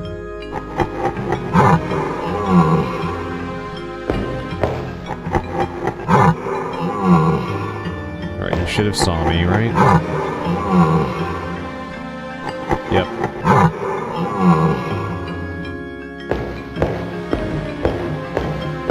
Alright, now we can slip past him and get to the... yeah, this part right here.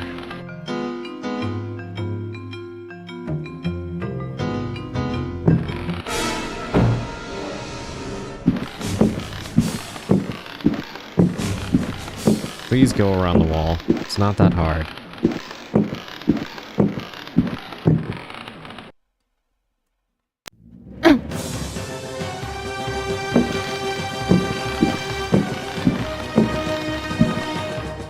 Alright, great. So now we didn't lose all of our stuff this time.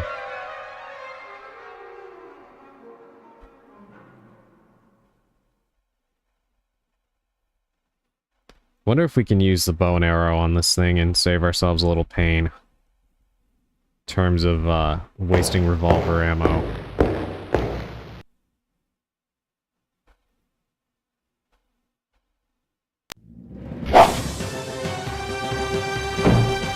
Amazing. That is amazing.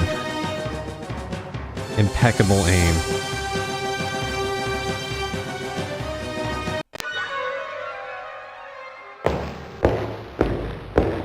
That is utterly incredible. Okay. Alright, never mind. Let's just use the revolver.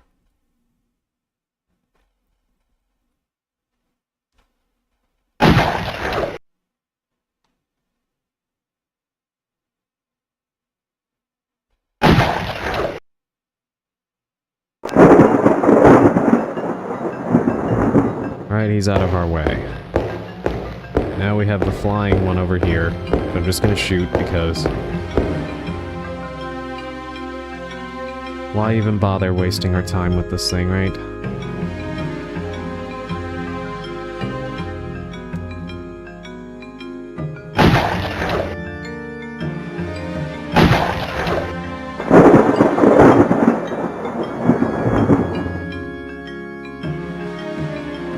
Thank you for the head pats, hydrate, and stretch. Probably use both of those right now.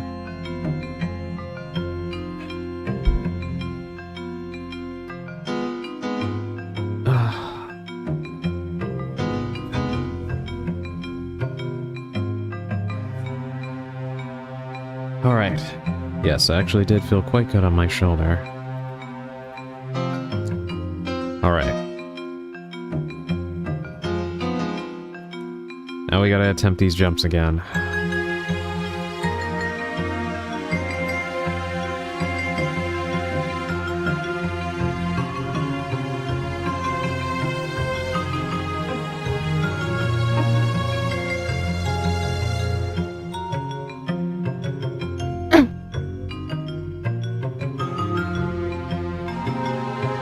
Terrible platforming mechanics.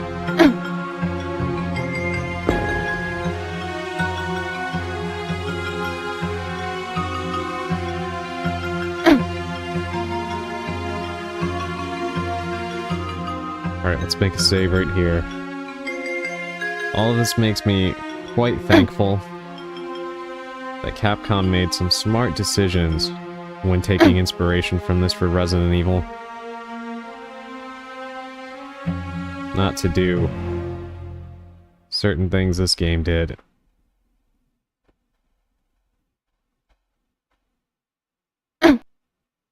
Okay, we made it. Let's make a save.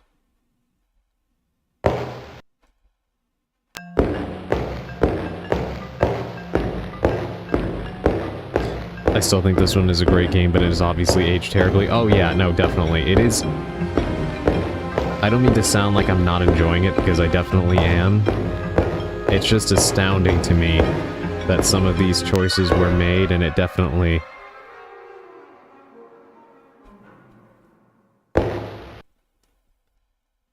One second. Never mind.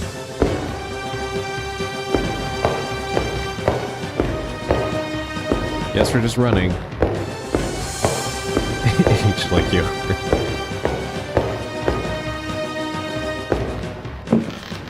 Okay, let me reload that, because why waste the one bullet, right?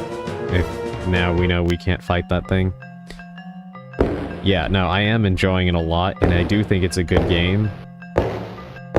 But it is crazy how much you just have to intuit, or just kind of suffer through, in order to,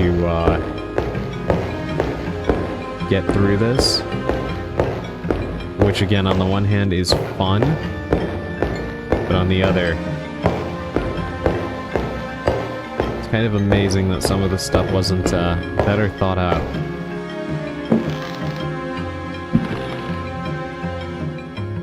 No, no. Are you be kidding me? See? Like that. I completely forgot that you have to, reset your actions to what you want to do instead of it being an automatic examine. No big deal, we just need to run back over there, so I have trouble activating the sprint.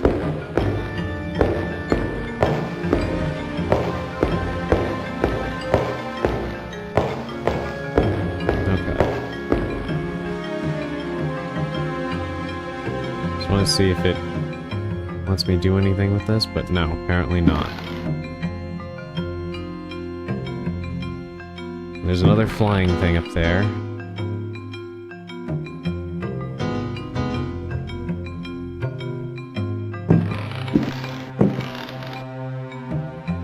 Let's make a save.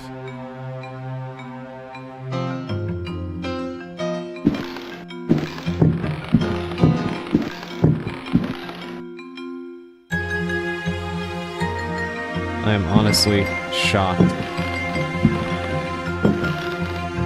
that did not break, but okay, actually. No, I'm not gonna fall for that. There is a skull on that path, right? Thank God that thing did not touch me. Okay. We have to follow the swords.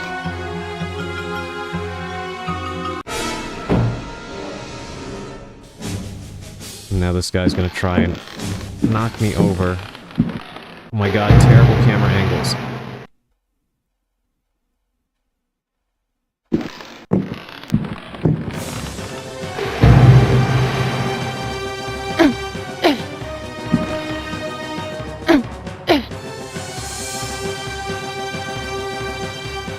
Oh god, I can't even see which way I'm facing. She's too pixelated. Now you want to try and attack me.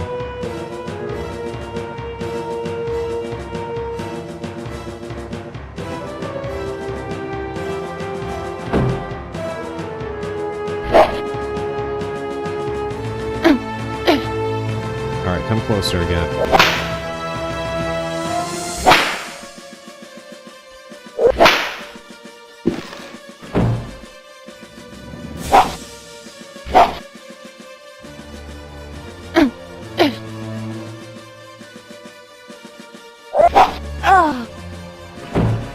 God, god, this is complete nonsense.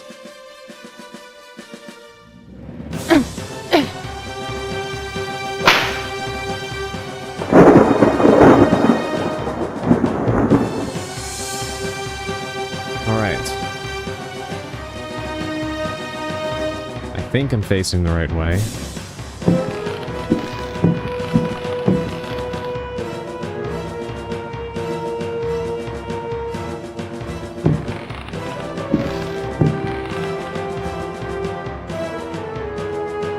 I can't believe how zoomed out this camera angle is. I legitimately can't tell which way she is facing. Okay.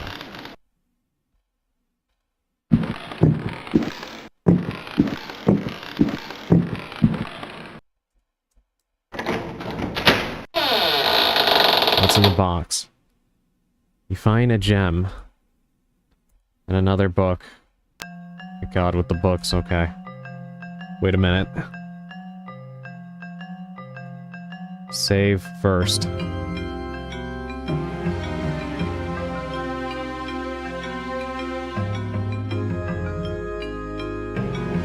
Alright, let's read the book. Hopefully it'll tell us what to do with this gem. Memoirs of a Lost Soul. The mask must fall. You who discover this manuscript understand this. I am here at your side. I am waiting in the darkness of my crypt. Soon you will belong to me. One of my slaves wrote this document. I have lived for 3 centuries, and my name is Ezekiel Prext, or Elijah Pickford. You may choose which to call me. I do not hide out of fear. My power is immense. I have sailed the 7 seas. My ship, the Astarte, spread terror through all the continents. The corsairs judged me like the Welsh judges of 1620, but they could not destroy me, and neither could the pirates. Now, I am immobilized. Damned Yankees! Witchcraft, voodoo, and the Cthulhu cult. I know them all. I have reigned and implored the stones. Only the Chthonian haunts the cavern and resists me, but he dare not attack. I have need of a living body to regenerate myself. The Heartwoods managed to escape from me, but you who are reading these words, you will yield to my embrace. I hear your ragged breath and smell the stench of your fear. I have vanquished death. I built Deseto. I know what it is to wait. Cthulhu helps me. My servants will lay you upon the sacrificial stone. My roar will rend the night. You will be mine, and I shall reign once more.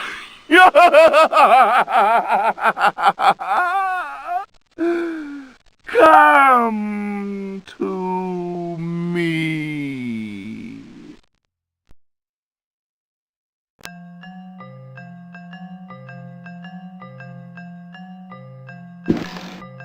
All right.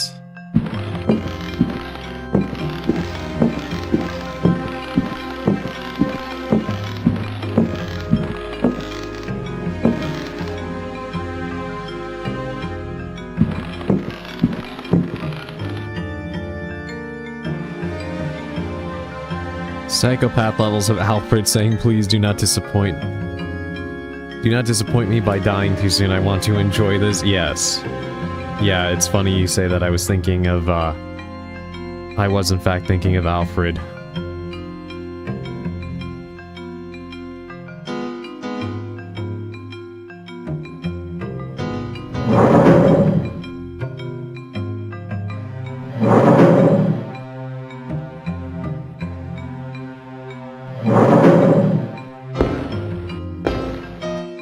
Alright, we're inside now. Let's make a save.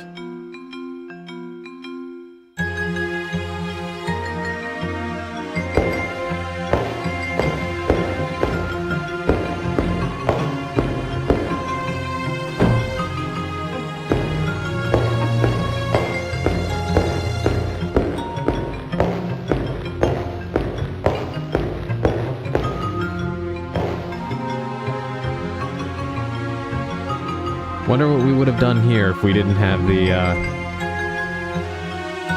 lamp and the matches. That would have been a nightmare.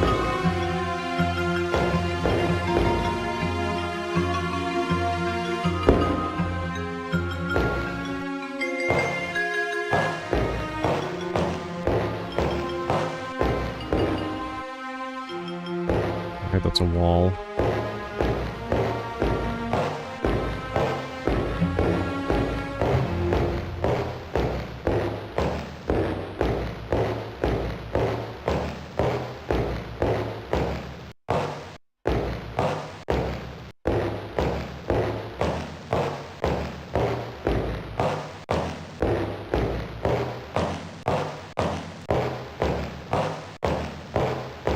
Just poke around until we find our way.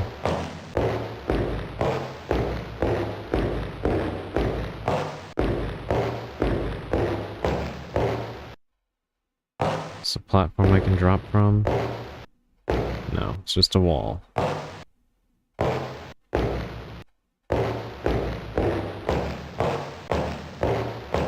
Okay. Let's go back.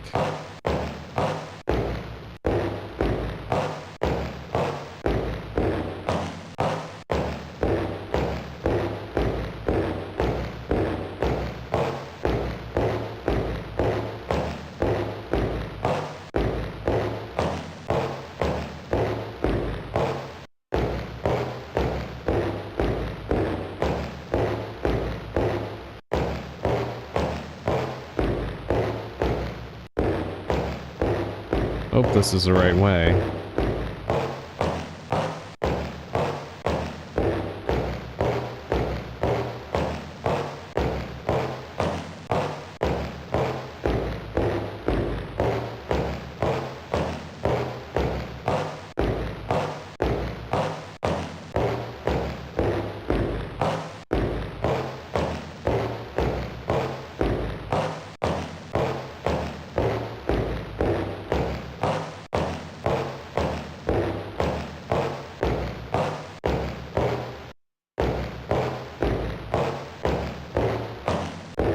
You know, throughout all of the aspects of this game that feel incredibly outdated, one thing that feels very modern is the way this game has zero music unless it just randomly starts playing some mood music or jump scare noises.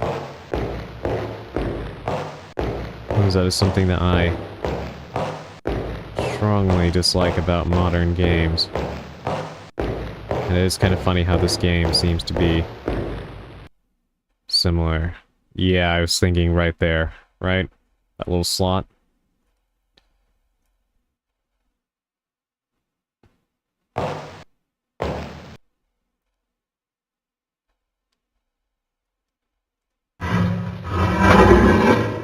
All right.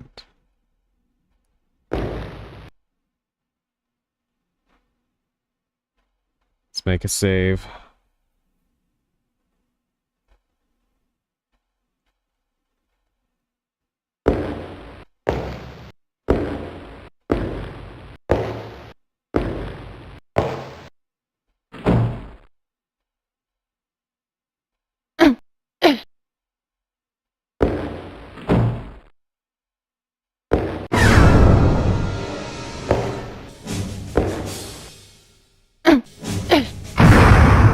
What is happening right now?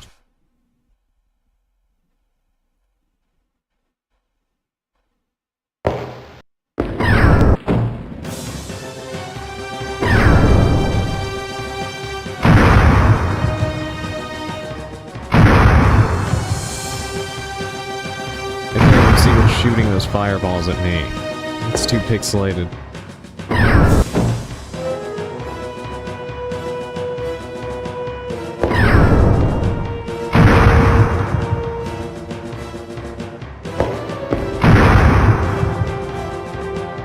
Final boss time? Oh god, alright.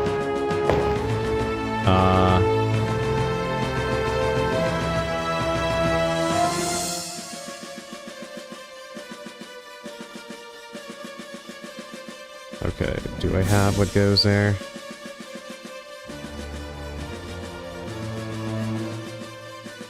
No.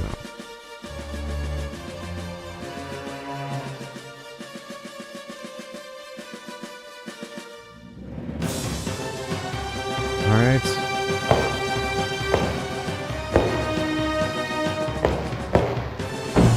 Guess we just gotta try and get in close then, huh?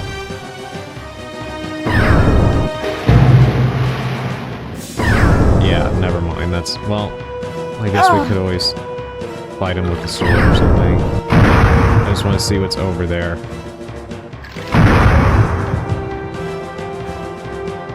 Find a hook.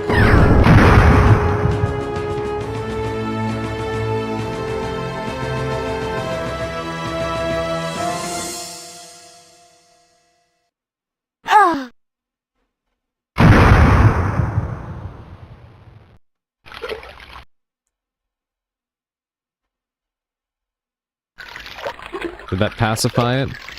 Came back to a moan. Welcome back, Bolgay. This is apparently the final boss, and I am trying to figure out what exactly I'm supposed to do here. I think I just pacified it by putting the talisman there.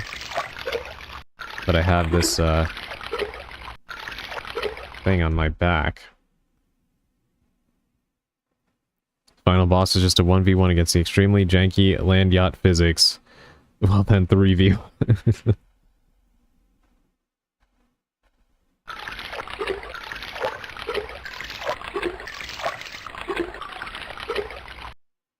Alright, well it seemed to make him stop.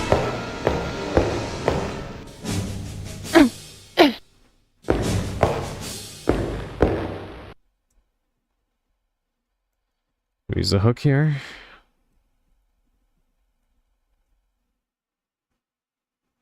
No. Alright, clearly we need something in the same shape, right?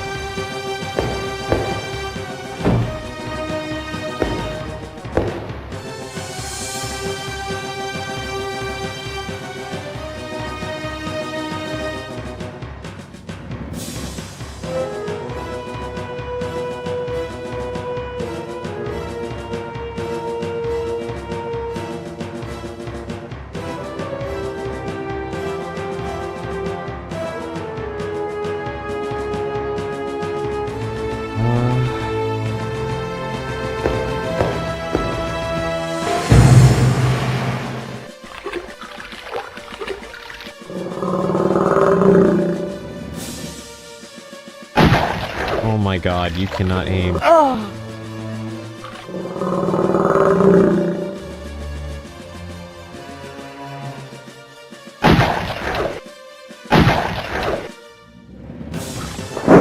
Alright, he's gonna leave me alone for just a second while I try to figure out what to do here.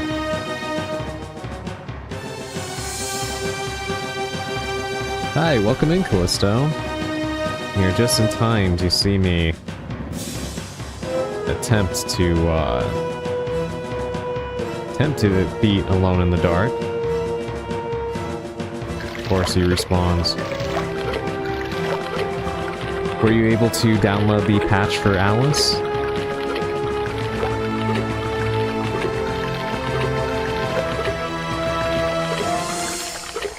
I love watching you attempt. You may be watching me attempt for a while yet if I can't figure this out. Yes, Bolgay is here as well. Soon, I just got back. Ah, got it. Yeah, I really hope that it works for you. Seems like it, is very helpful.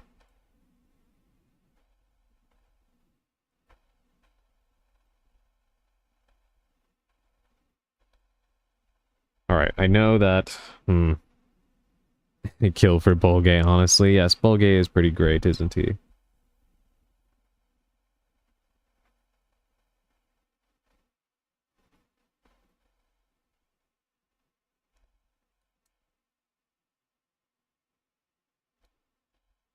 Please. Oh my god, I didn't even realize his eyes were that big.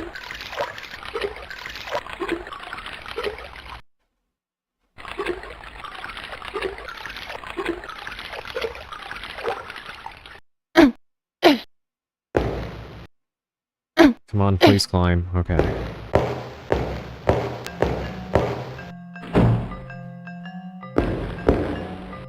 Alright, Sally. Am I missing something very, like, really obvious right now? Feel like I must be. Probably something that was in one of those books, but... Listen to so many at once. Yeah, that is not gonna move unless we get whatever goes there. He's pacified, but not dead.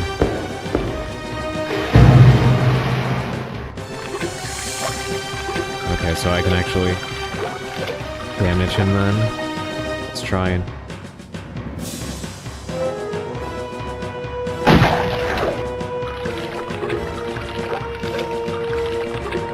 God, I hate when bosses have minions so much.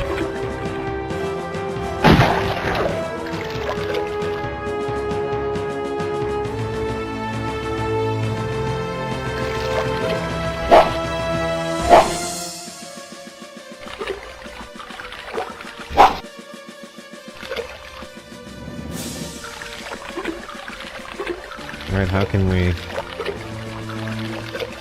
bring damage to this guy?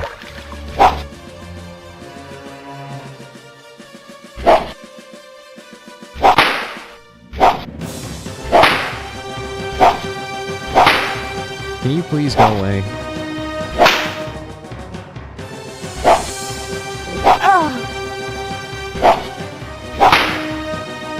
You're just annoying.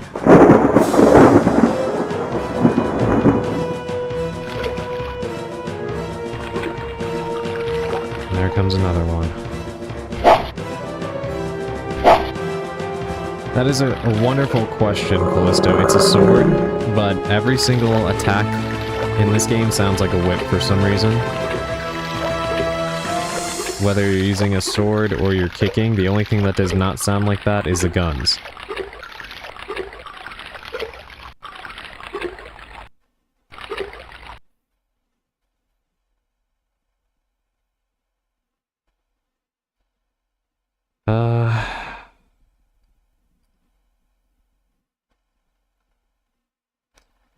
Also, Sally, did I miss what I was supposed to use this poker for? By the way?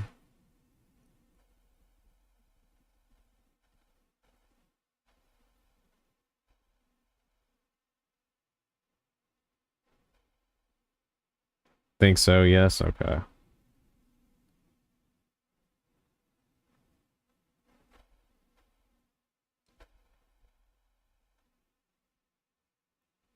That's why guns are superior for evil destruction, obviously. Look at Resident Evil. Unfortunately, our main character does not seem to know how to aim properly in this game.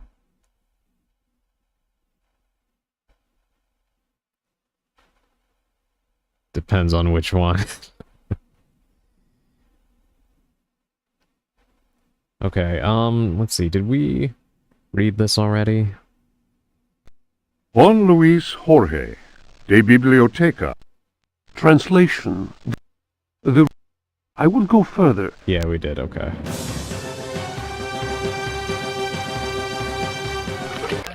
Actually, I take that back. Leon's Tomahawk is the ultimate weapon. It can deflect missiles. Oh, yeah.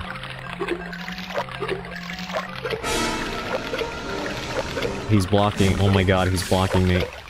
Oh, that was close. That was incredibly close.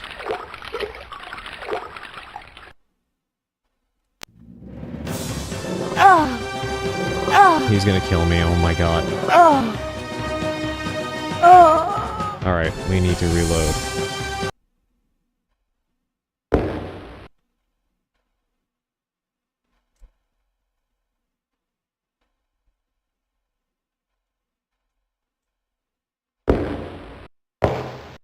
Alright, just drop down. We already know what we need to do to stop him from attacking. No, please.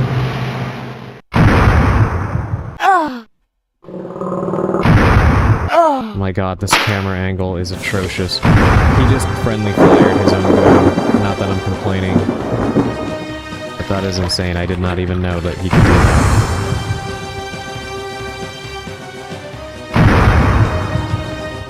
He just friendly fired his own guy. Freedom, I'm gonna get home and play some games and hopefully you're still on. Congratulations for getting off work, Purple. Please be safe getting back home. And enjoy yourself when you do get back to unwind and play some video games. Okay, let's put that there. He hurt me during a cutscene, are you serious?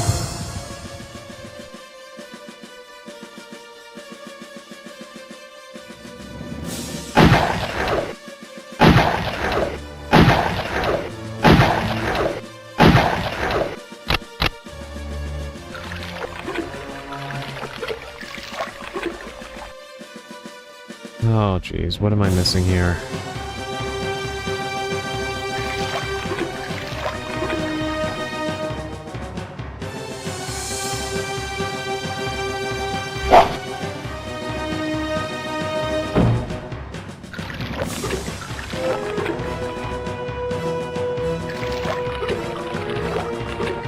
Don't even have the chance to take aim at this guy.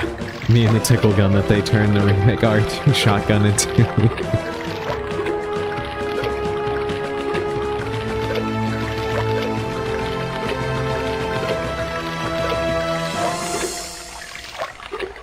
Yeah, that is what it feels like in that game sometimes, mainly when you're dealing with the flickers.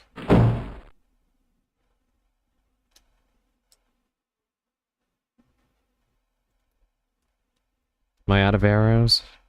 Yes, I am.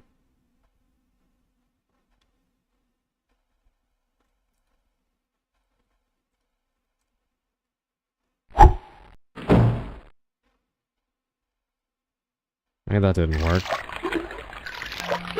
What on earth am I supposed to do to this guy?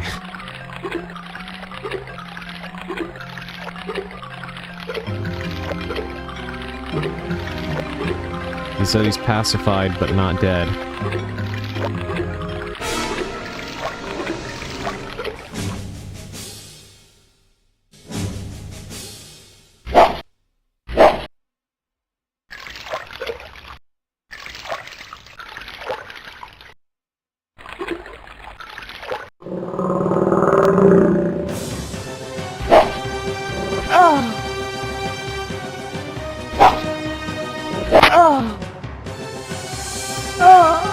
Oh my god.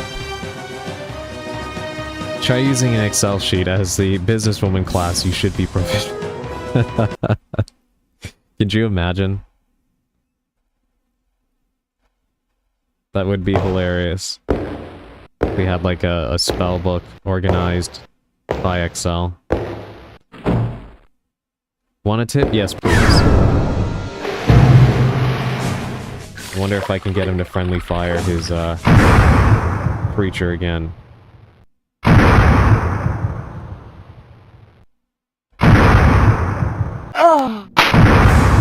There we go, success. Or not. He did hit him, but now he killed him.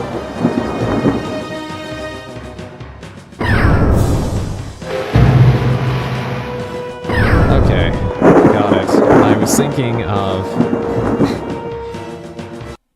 Alright, let's see.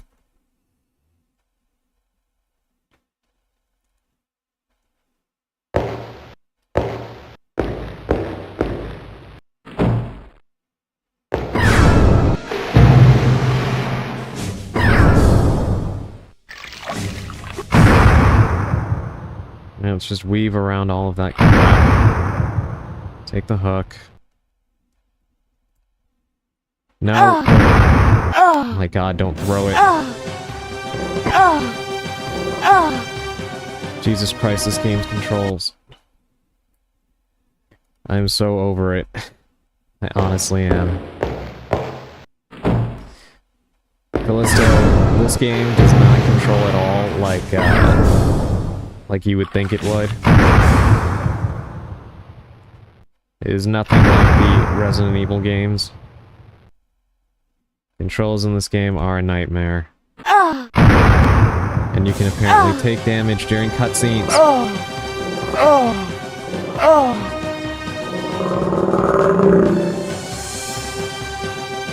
This is insanity. Oh no, I don't think you're judging me. I'm just letting you know because I know we both appreciate Resident Evil 2. And I know that when you have that experience with that kind of game, you might think it would control similar to the old school Resident Evils, and it just doesn't. Here's my lighter.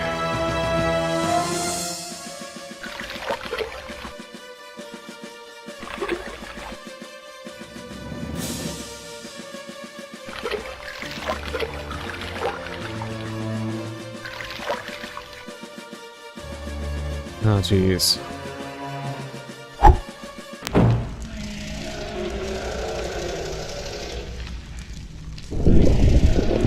Get out of here.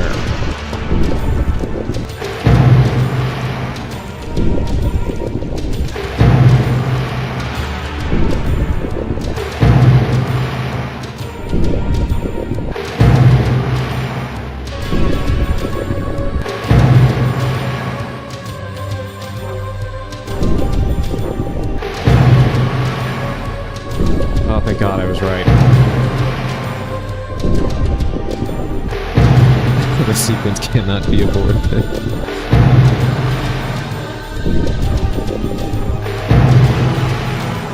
Yeah, this part is feeling very Resident Evil right now.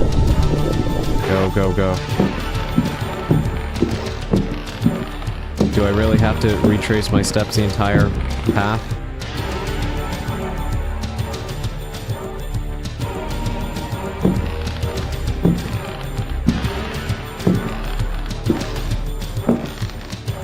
Or is there another way?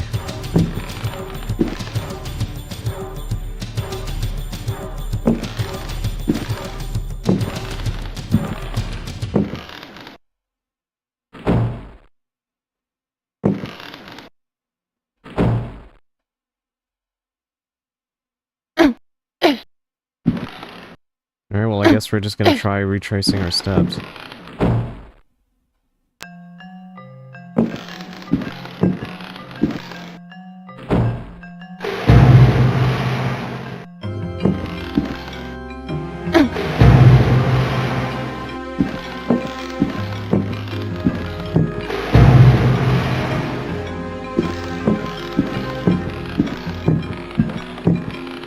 Swear to God, if there's still monsters down here. Please, no.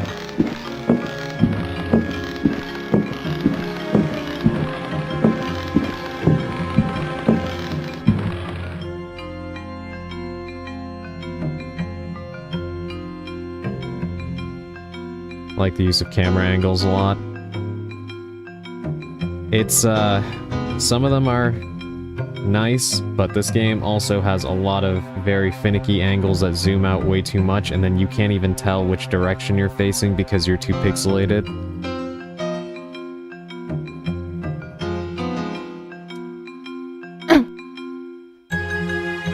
And it can be quite disorienting. There's even some platforming elements in here. Artistically, I enjoy them. Yeah, me too. I miss fixed camera angles in games.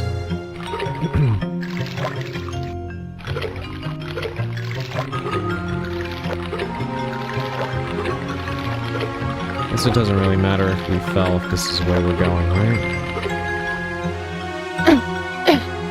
That was not physically possible, but That's fine.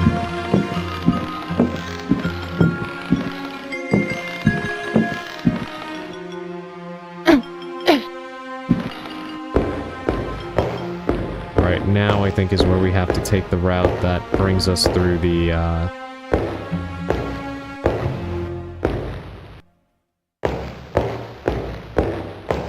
through the cellar. Let's see if I can find it again.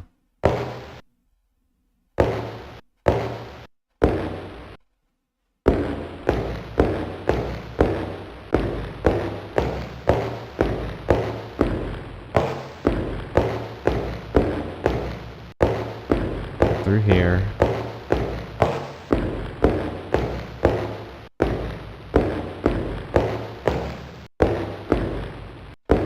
Please do not let the worm still be in here. No, not that way. That's where the bridge fell out. There's a hole around here somewhere that leads to the cellar of the mansion, which is where we want to go. So we can try to escape through the... I guess we're going to try to go through the front door. Yeah, it should be this.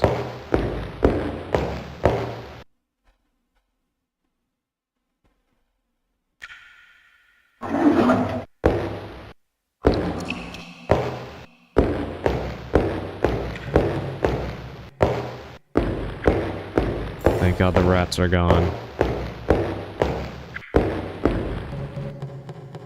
I'm a happy Bulgay for the time being. I got a cinnamon roll. Ah, that sounds delicious.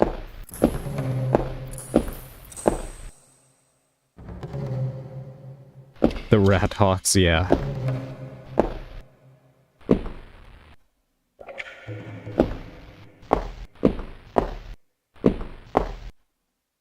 Alright, let me make a save. Can I open the door now without getting sucked into a void?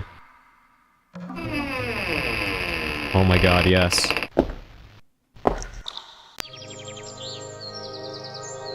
We did it.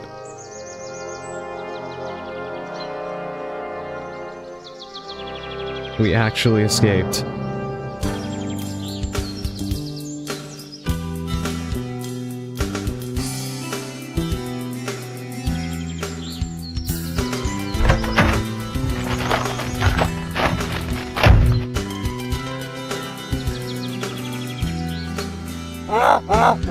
Never mind.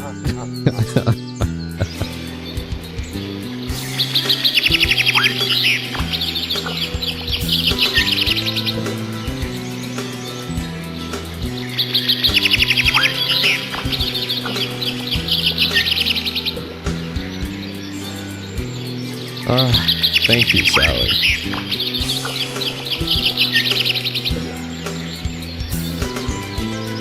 I guess that's it. There's no credits or anything.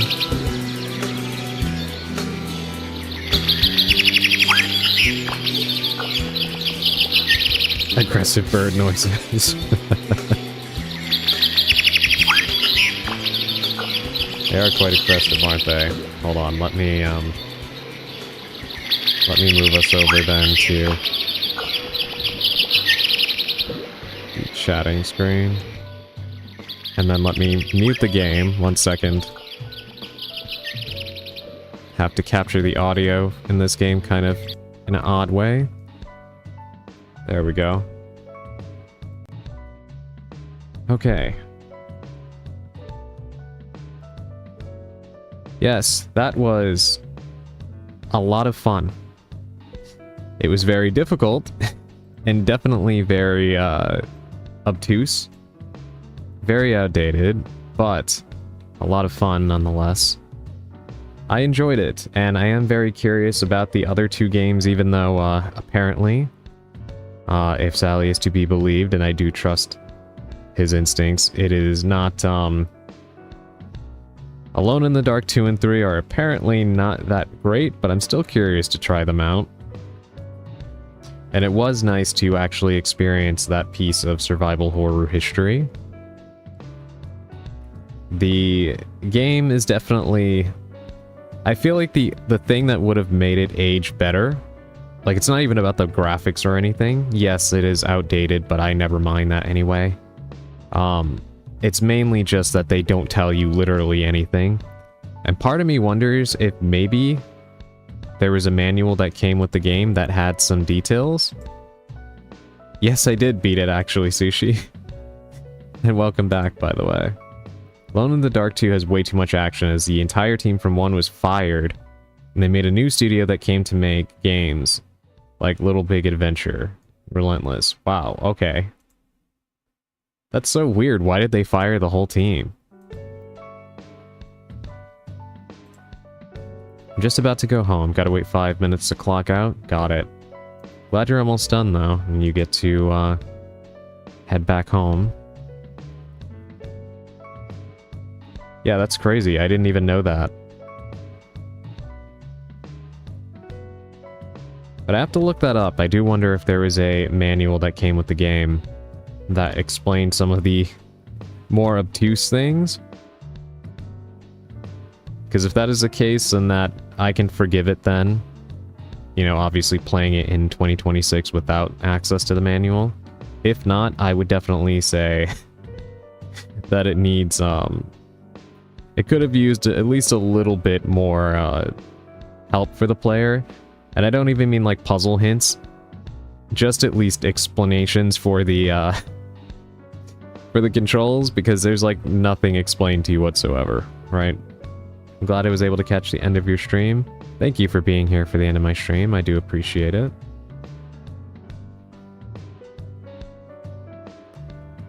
It is odd though. I've had streams about this length before, but this feels a lot shorter than what has been my usual length of stream. Almost feels kind of wrong to be at the end of the stream already.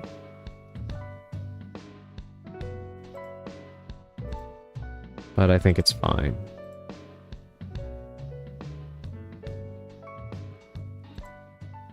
So I don't know what I'm gonna play next for our horror game, honestly. I kind of thought this would go on for longer. I wasn't expecting to complete it today. I'll have to take a look at my games and see what we can play next. Obviously, we still have Chibi Robo to finish.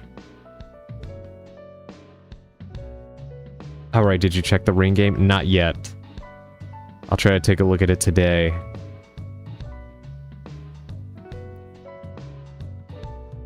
Yeah, I gotta see what else is, what else we've got that we can play next for our horror game slot. We do have Alone in the Dark 2 and 3, but I'm not eager to jump into it just yet, considering we just finished this one. I do wish that there was a way to play the New Nightmare. I'm trying to think. There's Alone in the Dark 1, 2, and 3, and then I think there's One-Eyed Jack's Revenge, right? Or is that one of the 2 and 3? Not actually sure if those have subtitles, and then I know there's the New Nightmare. That's where they started kind of taking more inspiration from Resident Evil, which is funny.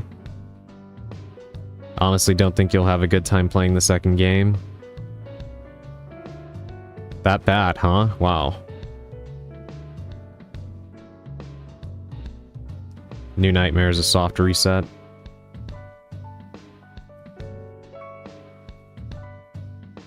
It's hyper frustrating. Well, I can definitely believe it. I will probably take a look at it, like boot it up and run around for a bit. Maybe I'll do that offline just to get a feel for it and see if it's something that seems like it could make for an interesting stream, or if it just wouldn't be any fun at all.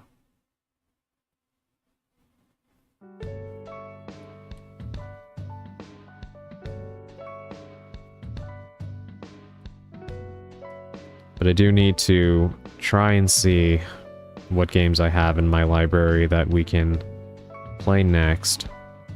Yeah, just test the beginning of the game, and if you like it and can handle it, the rest of the game is just that. Got it. Yeah, I'll probably give it a spin offline and see what I feel. But I'll look around and see what we can do.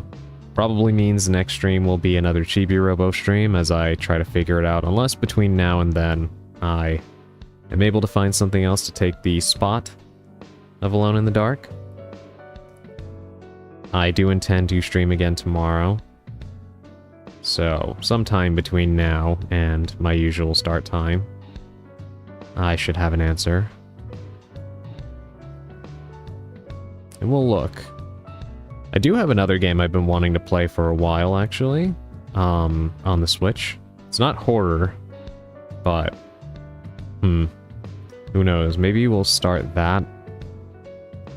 But like I said, I will check, because I feel like I might be forgetting some games that I have.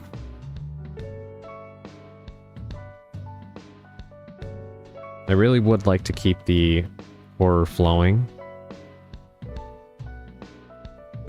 Doki Doki Literature Club? No, I actually don't have that game.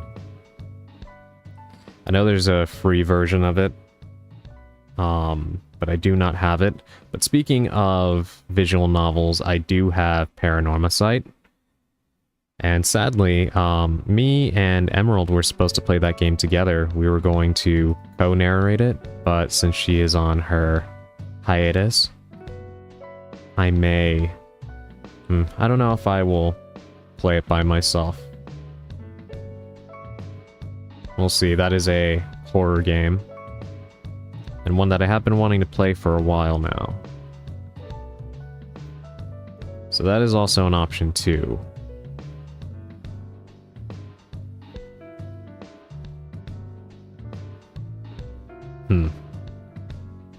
Could be an interesting choice. Oh, welcome in, Emerald. Have you been here or did I summon you?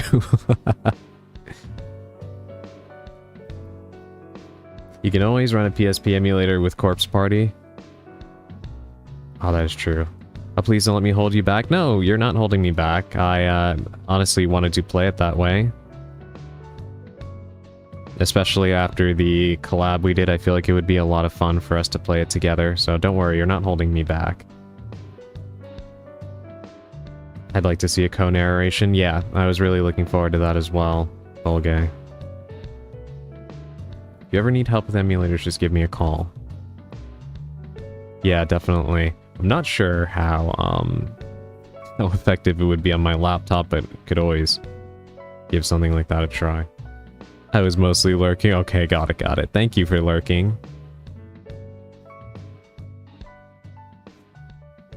I had a feeling it was that, but I wasn't sure if it was just an insane coincidence that you happened to pop up after I mentioned you.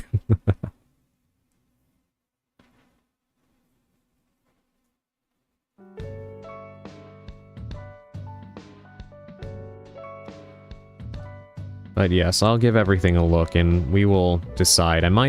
Maybe I'll even go over it in the Discord, like kind of gauge some opinions of what you all want to see after I take a look at my library. We'll see how it goes. Like I said, we still got to finish Chibi Robo, so at least that's there. And I do have another game that I've been wanting to play. I've been debating playing some RPGs on the channel as well. I have a few that I'd like to play. But I do know that those tend to run a while. So I don't know how invested everybody would be in just watching me play an RPG for 1,000 streams, or maybe I'll start one and then just finish it offline. Not sure. Just kind of thinking out loud. Part of me is frustrated because I really would like to play the Fatal Frame 2 remake that just came out. But I am trying to pace myself. I did just spend on some of the commissions that are going to be revealed at the end of the week. So I'm trying not to go too crazy buying up new stuff. But I am very tempted to play that. I also really want, I like start to finishes, but that may be me. Yeah, as long as you guys are okay with it, I'm more than fine with it. I just know some people get kind of tired of seeing like the same game over and over again. That's why I try to rotate in and out. And I always try to have like multiple ongoing games at once. And I know RPGs are, you know, once you start it, you're in it for the long haul. But like I said, if you'd all be interested in that, I have absolutely zero issue with it.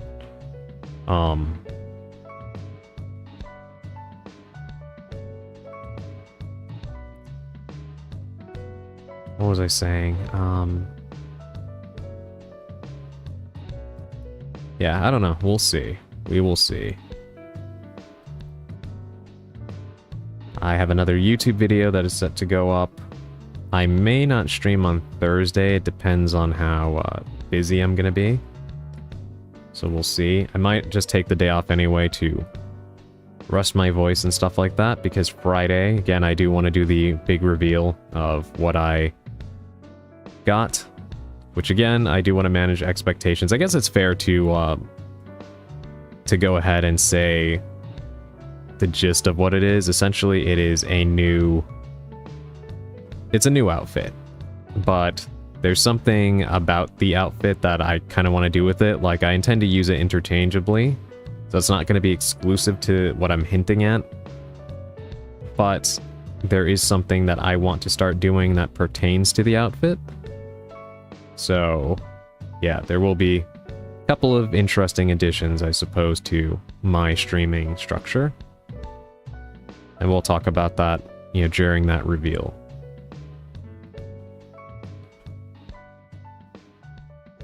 So I might take Thursday off and just put up a YouTube video, but we'll see how it goes. A lot of times I have that option, but I have a lot of fun just hopping on here and streaming and hanging out with all of you. So if I have the opportunity, I usually like to take it. But we'll see. Let me take a look at who is online.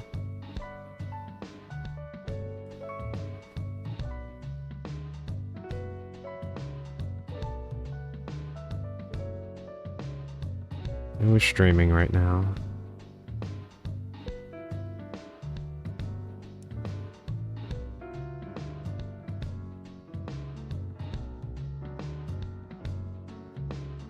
Not a whole lot of people, but we do have a couple of interesting choices, if we so please.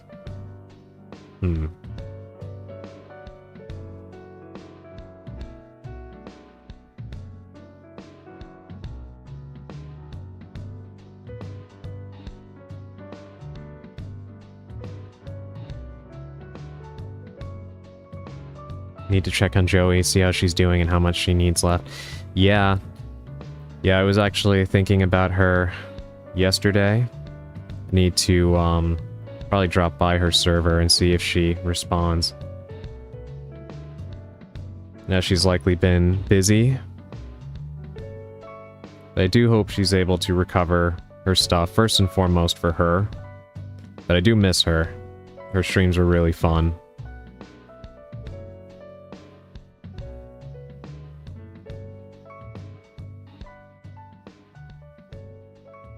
Yeah, hopefully she's able to recover all of her data, because that is... I've been there. It is not fun, especially if you have important things and, you know, important memories and such on those drives, and you lose all of that.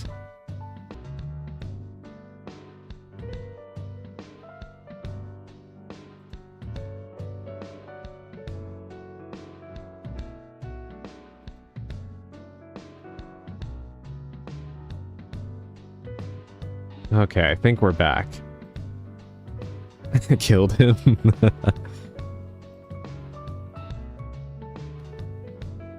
Thank goodness. You know what, I'm glad that it waited to do that until after I completed the game. But yes, I was saying, I kind of allotted a certain amount of time to the stream in my schedule, and we finished way earlier than I expected. So I hope you don't mind if I just chat a little bit. I was gonna say, I happened to see this animation the other day. It's called The Bloody Mary.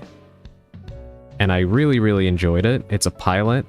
I assume they're gonna try to kind of recapture the success of something like The Amazing Digital Circus. But it is top-notch quality. The animation is great. The models are great. Everything about it, the characters and stuff, fantastic. And I really, really hope that it ends up succeeding and getting picked up. Because I would definitely watch it as a full-blown series. Yeah, I recommend looking it up. It's called The Bloody Mary. Like that.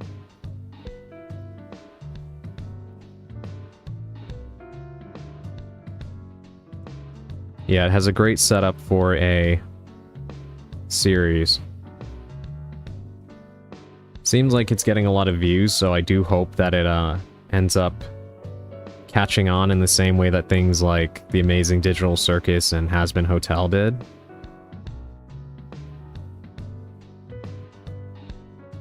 Because there's a lot of potential in it. Oh, I've been following them for a while. Studio Wrong, right? Yeah, I think they've been like releasing shorts for a while, but this is like the first full-blown like actual episode length thing they've done.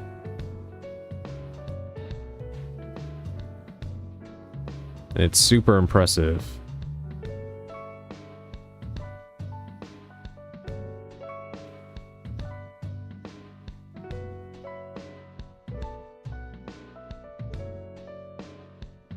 Yeah, if you see it, let me know what you think of the Bloody Mary.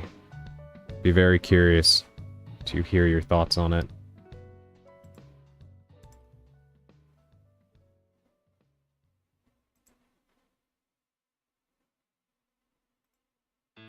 But you know, as we were also sitting here listening to Atlas music, I've been thinking, this is a year of anniversaries. Right, we've already been kind of celebrating Resident Evil's anniversary. But this is also the year where we have an anniversary for The Legend of Zelda and the Persona series. And as a massive Zelda fan, I've been really hoping that they remake Ocarina of Time. Even though the game is perfect the way it is. Honestly, it's just one of those fan service things. I admit, I just love to have it in, 4K resolution. That would be incredible. But on the side of Persona, we have been waiting since 2017, technically 2016 because it did release in, I believe, September of 2016 in Japan. We've been waiting for a decade at this point for a Persona 6. Which is insane to think about. If I'm not mistaken, yeah, the wait has been longer between Persona 5 and Persona 6 than it was between Persona 4 and Persona 5. And that was 2 console cycles. Right? Because even though a PS3 version of Persona 5 was released, the main product in the end was the PS4 version, right? I want Nanako as a group member in Persona 6. That would be cool. Jesus, has it really been that long? Yes, and that's terrifying. It is absolutely terrifying. I can't believe that it's been that long since Persona 5 came out. And in the meantime, we've gotten a lot of spin-offs and whatnot. But we all want Persona 6, right? I'm kind of worried about what that game is even going to look like at this point, for how long it's been in development. And one of the things it has going against it is the same crew that worked on Persona 3 through 5 is not actually working on it, right? That team actually got turned into Studio Zero. The same team that made, what is it called again? Metaphor. Metaphor ReFantazio. The new Persona team is actually comprised of relatively new people, if I'm not mistaken, and I think the new head of the Persona team is the same person that was the director of Persona 4 Golden, if I'm not mistaken, who also, I think, directed Persona 5 Royal. So, I don't know. I don't think that they'll mess it up, but I am very nervous about how that's going to turn out with a relatively new squad at the helm, after I feel like the formula was rather perfected by the original Persona team. Or at least the Persona team that took over as of Persona 3, right? Not counting Persona 1 and Persona 2, the duology. I'm excited to set up my computer this Friday. I'm excited for you too, Purple. I hope that it's everything that you wanted it to be. Might play it too safe, you think? No, I don't think they're gonna play it too safe. Honestly, I think they're gonna... Or I have a fear that they're going to kind of miss the point of what Persona 6 should be, right? And what I mean by that is... Persona grew in a fairly natural progression from 3 to 5 in terms of, like, expanding on all of the mechanics and stuff the way you think that they would. But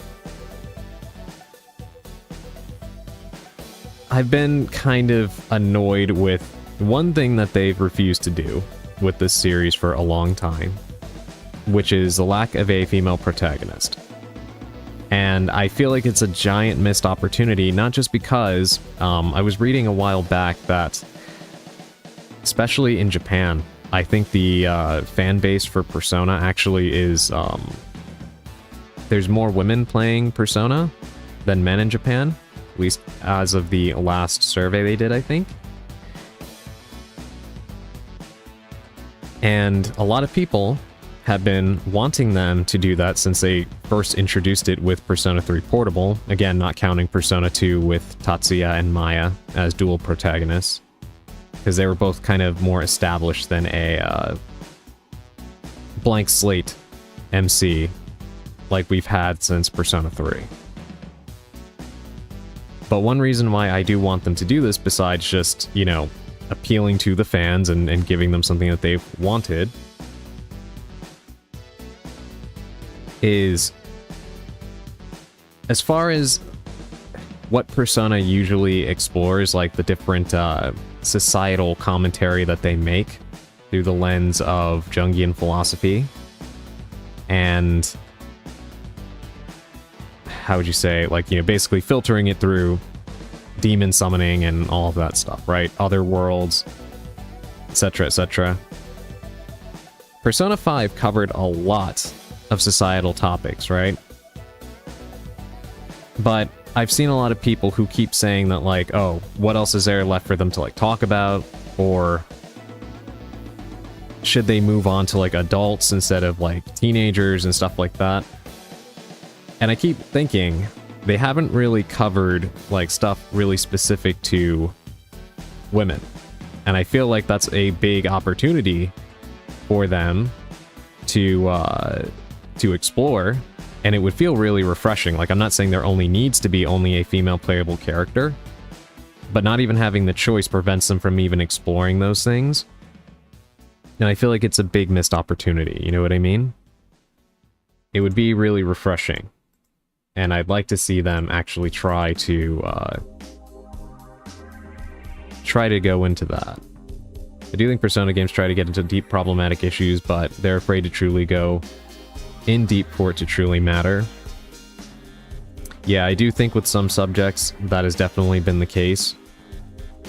For others, I do feel like they've done a fairly good job at what they've commented on, but this is an opportunity for them to kind of remedy both issues, right? To kind of pick something and really delve into it and really extrapolate upon it. I feel like Persona 3 Reload was the perfect opportunity for them to add the female playable character, and a lot of people wanted that game to be the definitive version of Persona 3. To have all of the content from all of the different versions, because for those of you that don't know, there was the original Persona 3, then there was Persona 3 FES, then there's Persona 3 Portable. All of these games had different content in them. Persona 3 Reload really only had the base game content and then some of the stuff from FES. Like they remade The Answer, which was a separate epilogue campaign. But it really didn't include a lot of the things that they had in Persona 3 Portable, or FES for that matter. Most important thing being the female playable character. There was a whole separate route, which largely did play out the same as the base Persona 3 game. But you had different romance options, and they actually went out of their way to have different music, different colors. Some characters were actually different, like the Velvet Room Attendant was different. I believe it was a character named Theodore instead of Elizabeth. And the way that some of the party members actually spoke to you and engaged with you was very different than when you were playing the male protagonist. It was interesting because you got to see different sides of the characters. It also kind of explored a different kind of... Like, Persona 3 deals a lot with things like apathy, depression, stuff like that. And if you look at the... responses that you have as the male playable character, they actually differ with the female playable character, and there's some great videos kind of exploring the implied psyche of the two characters and how they kind of differ and explore two different kinds of depression, which I think is very interesting. And it set a bedrock for something that would have been cool to explore in a proper, like, remade route for the female playable character, especially because Persona 3 Portable was released on the PSP. And the PSP had these little discs, UMDs, and in order to fit everything on there and have it run properly, they actually had to cut out all of the animated cutscenes and such, and everything was turned into somewhat of a visual novel, with only the dungeon being playable in 3D. Everything else was essentially, again, a visual novel. So a lot of people wanted them to properly remake it so people would get to play her route with fully animated cutscenes, being able to explore the town in full 3D, and they just didn't do it. And all of the excuses about it being too much work just kind of rings a little hollow to me, given the fact that all of their competition from Fire Emblem, which is another series I love, to even looking at like Pokemon, Cyberpunk,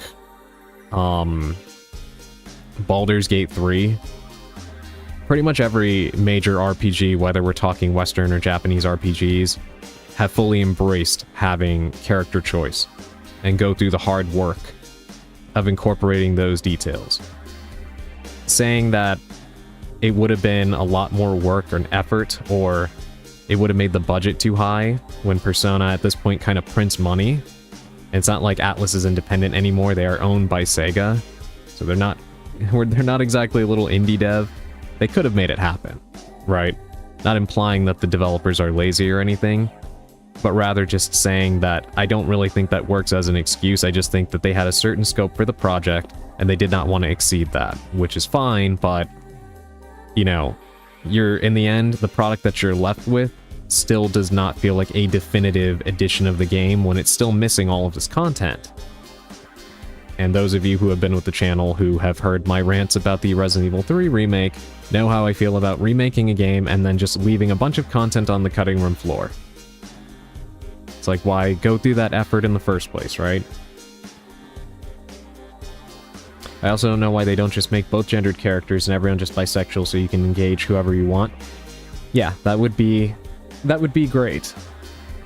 Hold on, let me take a sip of water.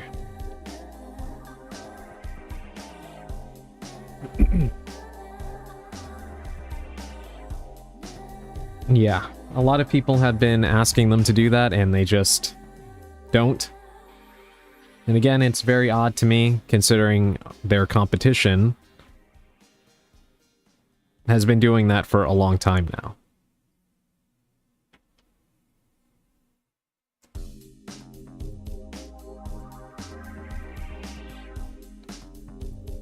And to me, I feel like instead of constantly dealing with the pushback every game that they get from, people who are complaining about this, it would just be easier to address it at this point. So I don't know why they don't, but I'm saying all of that to say that is kind of like what I'm worried about with Persona 6. That they're still going to kind of stubbornly stick to what they want to do and not what the fans have been asking them to do, right? Not saying they have to give in to every demand or whatever, but I do feel that incorporating these things would help Persona feel more evolved, because Persona 5 to me felt like a culmination of everything that started with Persona 3, right? They kind of perfected the formula and did just about everything they could. They even brought back mechanics from Shin Megami Tensei, like demon negotiation, right? Which was great.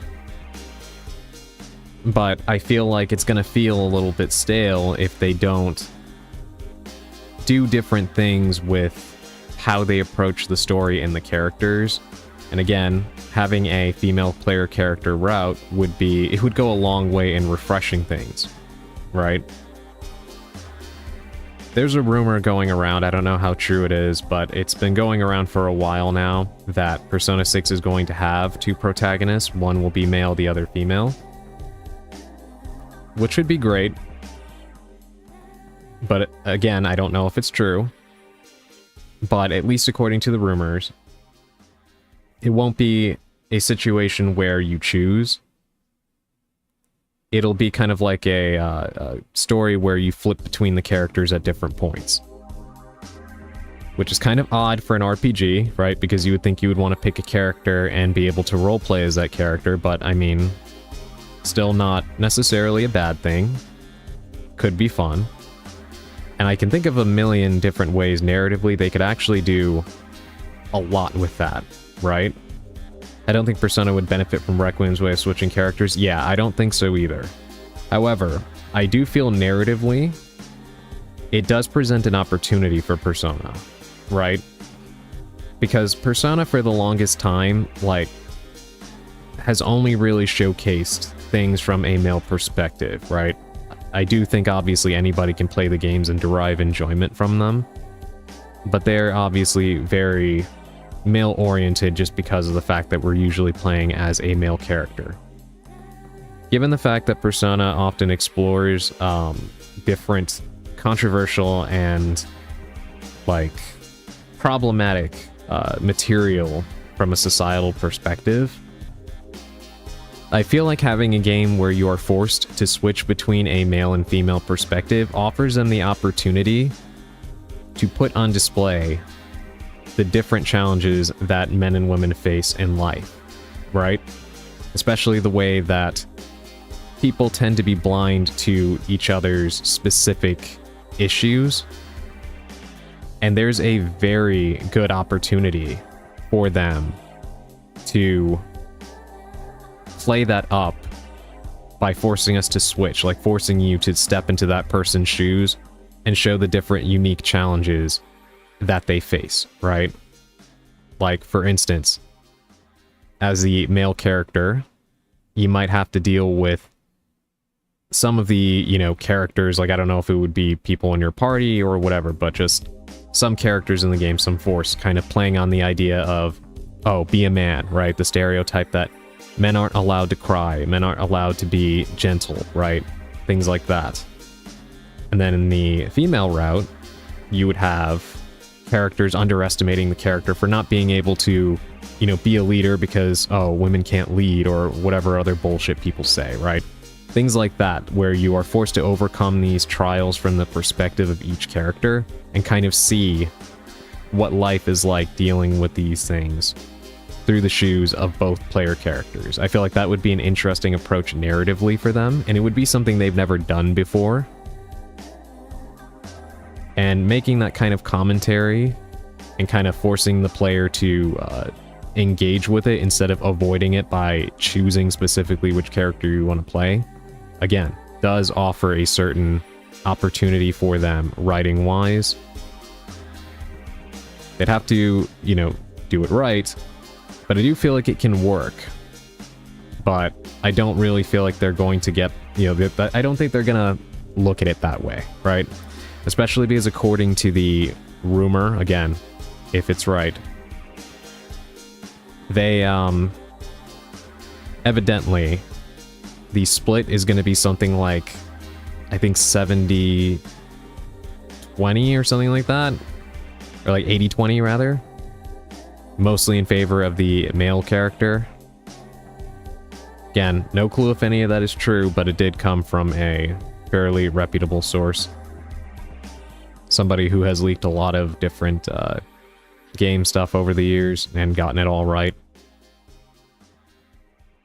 So, I don't know. I just hope that that isn't the case, because that would feel like a major waste.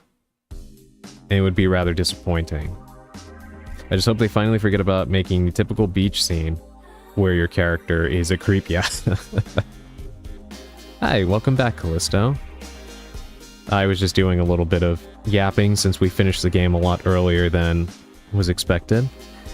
I was talking about the Persona games and what I would kind of like to see for Persona 6. I was getting the patch fix, it's great. Oh, I'm so glad to hear that.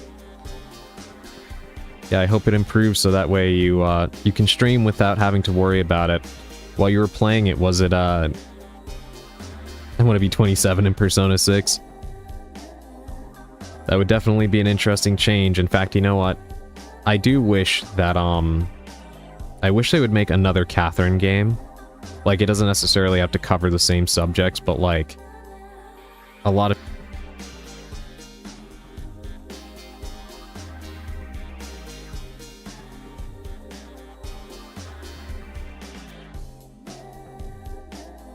Okay, can you hear me now?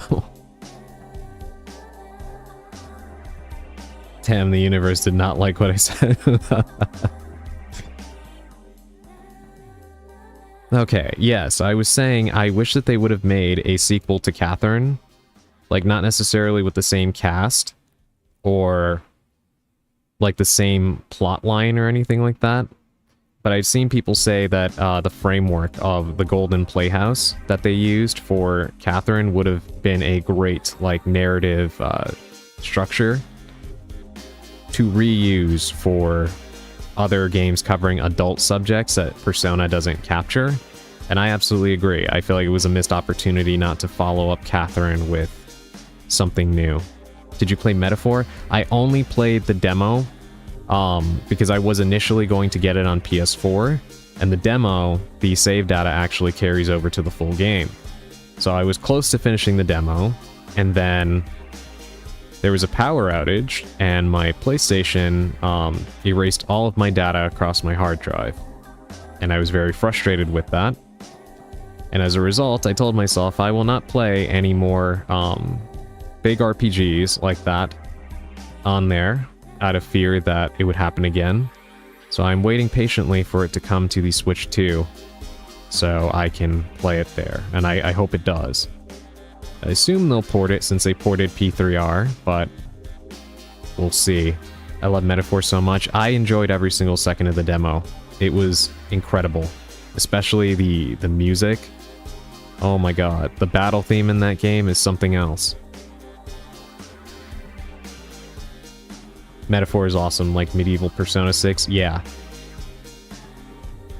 I am not surprised at all, because Katsuda Hashino is ultra talented as a director, and I knew that he would do very well with the different setting.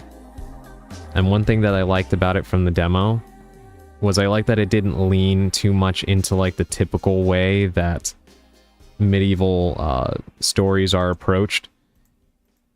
Because I feel like a lot of times, whenever you see like medieval fiction, it always feels like a rerun of like Lord of the Rings and stuff like that. I like that they took a very, very different approach to it. I definitely appreciated that. I love crying, so it was great. Yeah, it did seem like a game that would get really emotional, because it already was in the demo. God, now I wish it was already on the Switch too, because I'd love to play it. One game that I also started but hadn't finished yet was Shin Megami Tensei 5. And I really do like it. My only problem with it was that I feel like the story is a little bit too sparse. And I feel like it needs a little bit more engagement. Most of the time you're just kind of running around the desert and fighting, and the battle system in that game is incredibly addicting. Don't get me wrong, it's fantastic. It just feels like there's not enough going on in the plot. And then I got frustrated because they ended up making Shin Megami Tensei Vengeance, which is basically like the complete edition of the game, and then they added like more story stuff that I guess got cut in development, and a new character and stuff like that. So once again, it's the classic Atlus thing of you buy a game and then they want you to buy it again later at full price with extra content. And I actually did consider it because I was really enjoying it, and I figure if Vengeance adds more story, then sure, I will, you know, that's good. But I got pretty decently far into Shin Megami Tensei 5, and then they said that the save data would not carry over from that to Vengeance, so you'd have to start from the beginning again, which is incredibly frustrating. Still want to give Persona 1 and 2 a try someday. Yeah, I've wanted to play them too. I know that they're quite outdated in the sense of like, they can be frustrating, at least from what I have seen of people playing it, but they both look like they have incredible stories, and as usual, the art, the visuals, the music, everything about them is phenomenal.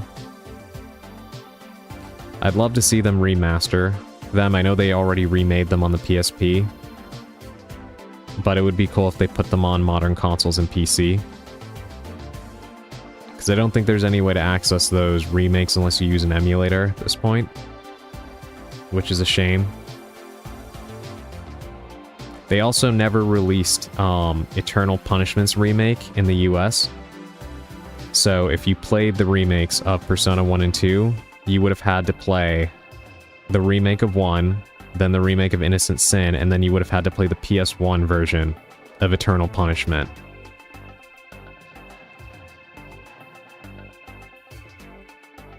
Yeah, there's a lot of stuff I feel like I have to emulate. Yeah, definitely, which is incredibly unfortunate. There's so much stuff that should not be as difficult to access as it is. We've talked about Haunting Ground on this channel before, and that's a game that I really wanted to play, but it's just not available on modern platforms at all. So you have to emulate it, which really sucks. And I don't really see why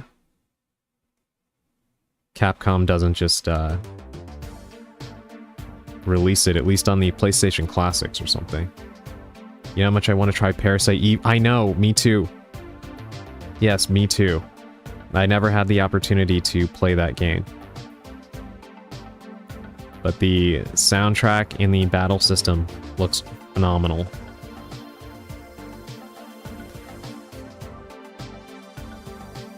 That's another game I wish that Square would remaster.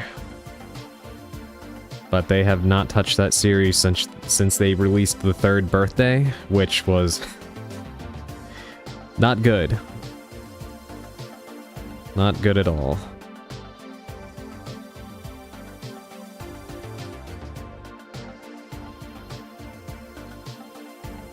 And I'm kind of surprised that Square has not touched it, because they pretty much will remaster or re-release anything.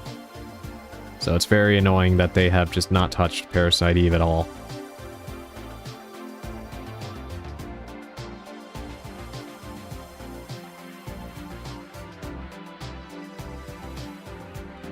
Part of me wonders if it has to do with why I want to play it right.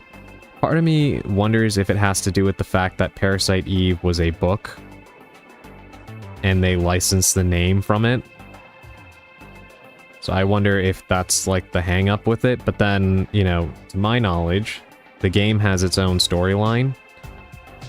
Because that's why they had to, like, for Parasite Eve 3, they changed the name to The Third Birthday. Because I think they lost the rights to use the name Parasite Eve.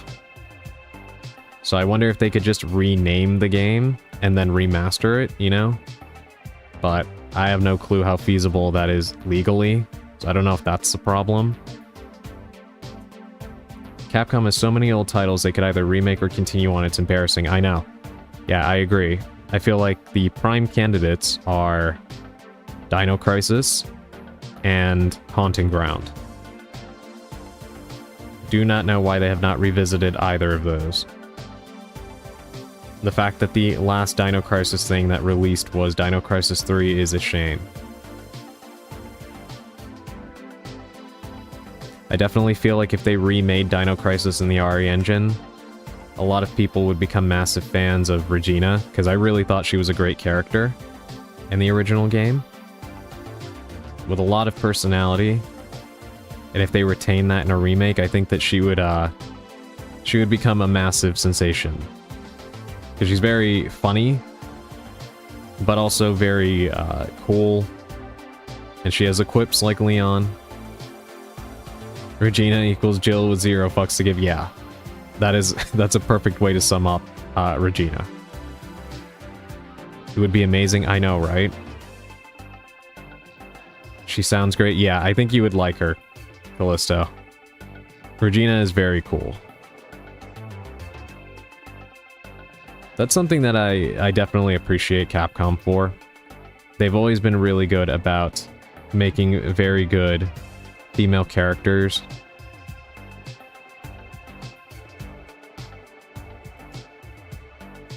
And I really do appreciate that, because they've been doing that for basically from the beginning, right? And, you know, a lot of times when you think about, like,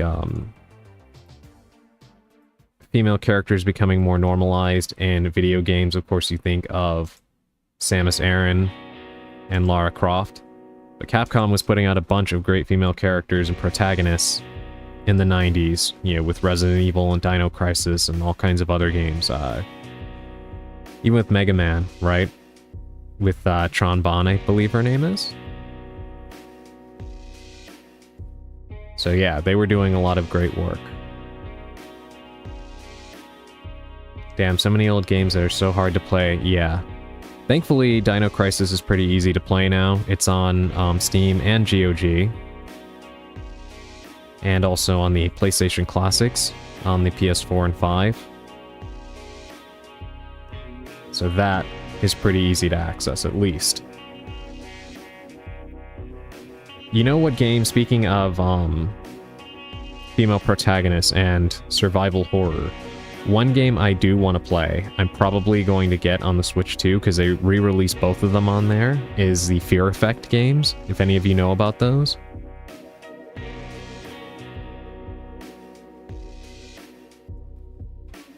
I'm very interested in playing them because I have never played them before. And something that's actually very interesting about that as well is, if I'm not mistaken... I'm trying to think, am I thinking of the right game? You know, I'd need to look it up. I might be thinking about something else. But yeah, the Fear Effect games, they did re-release them on the Switch, and I believe they threw them on Steam as well.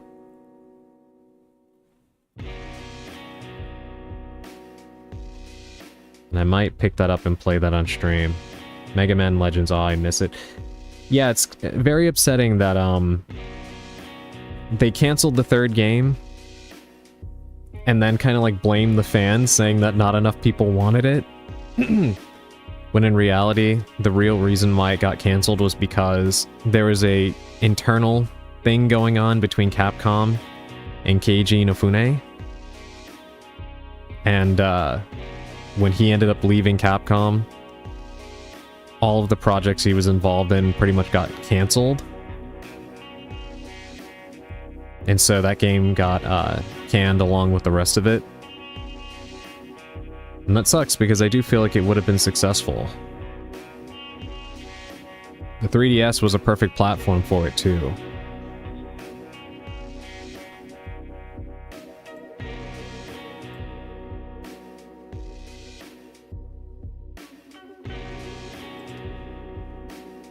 Right, I remember this. Yeah. Yeah, that was a pretty big thing. It pissed off a lot of people. Because Mega Man ended up disappearing for a while, too. Another series that needs a new entry that, I don't know why they haven't done anything with it. Well, I do know because they kind of Dino Crisis 3'd it, if you will, by making the last installment in its respective franchise a complete mess. But Dead Rising. I miss that series so much. And Dead Rising is another series that I feel has definitely also been crying out for having a female protagonist as well in one of the entries. I don't know why they have not done that with Dead Rising.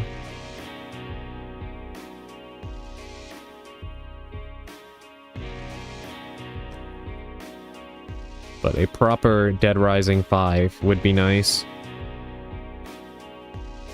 I did see that there was a rumor that supposedly they're making a new Dead Rising in that remake that they did of the first game. Well, Deluxe Remaster or whatever they were calling it. It was kind of like training for it. Which I can believe it. My only thing is the rumor says they're bringing Frank back again. And like, that's great and all, and I do like Frank West as a character, except for whatever they did to him in 4, because that was not Frank West. I just feel like they've gone back to that well so many times that at that point, just do a new character, honestly. Especially because they pretty much wrapped up the storyline of those original characters in Dead Rising 3.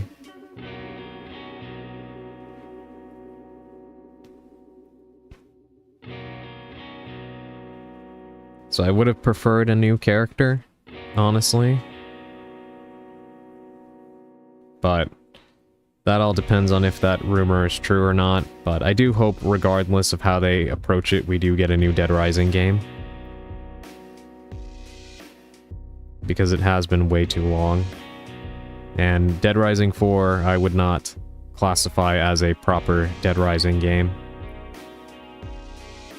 Dead Rising, the RE engine, yeah. Technically, you can see that with the Deluxe Remaster they did of 1. But a built from the ground up Dead Rising in the RE engine, yeah, that would be incredible. I would really, really like to see that. So I always felt like it was a waste that... Like, Capcom has the perfect franchise stable, I feel, to be able to spread out some of their ideas, right? Like Resident Evil, they always kind of morph it every few games into, like, full-on action. And then there's always the pushback from the community, then they return to being horror. And it's like a cycle where they keep doing this over and over again. And I feel like the best way to avoid that is to keep Resident Evil horror, and then have Dino Crisis as a sister franchise that can lean more into the action horror, right? They already kind of started doing that with Dino Crisis 2 anyway. So if they make a better balance, in which the gameplay has more action but does not forsake things like puzzles and some quieter moments of tension, Dino Crisis could make for a great action horror franchise that could be a companion to Resident Evil. And then, of course, Dead Rising has a completely different take on things with the more open world, experimental sandbox approach. And having more levity in it. And that's enough to really differentiate itself as a franchise from Resident Evil as it is, because they're really not alike at all. Outside of similar plots covering, you know, government conspiracy and corporation meddling and things like that, but that is kind of standard zombie fare. Resident Evil Dino Crisis crossover. I'm also interested in that new game that they just released, Pragmata. It's actually been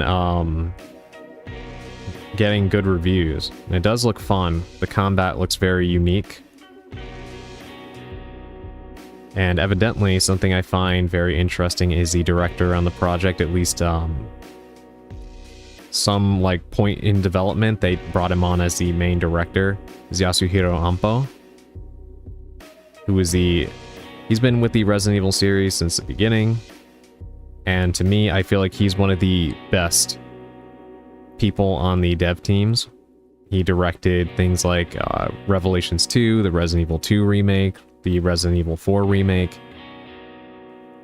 He's probably, at this point, him and Kazunori Kadoi are probably the two, like, oldest veterans they've got on the Resident Evil team. Besides, Jun Takeuchi. I've been waiting on Pragmata. Yeah, it looks really, really good. Something I was appreciating about it from the reviews I've seen is that they're saying, like, you know how so many modern video games lately that involve like a parental figure and a child figure are like very cynical, right? They were saying like this game is very refreshing and that the relationship between Hugh and Diana is just kind of just cute and jovial. Like they appreciate each other and it's not turning into some kind of like parenthood is hell kind of thing. Because there's enough games like that, right? Exactly, cute dad sim. Like I find that adorable. And I wish there was a little bit more of that. So I'm glad that Capcom kind of took a little bit more of a positive approach to the depiction of a parental figure. I feel like that is much needed, so I was very happy to see that in the reviews. I'm so excited to play it. I love them. I know, right? I don't know, it's like there's a very the juxtaposition of the visual between this spaceman and this cute little robot girl is just it's a great visual. They knew what they were doing. And especially even more so knowing that they actually like let them have that cute relationship instead of it being again, another, as they call it, like sad dad game. I do appreciate that.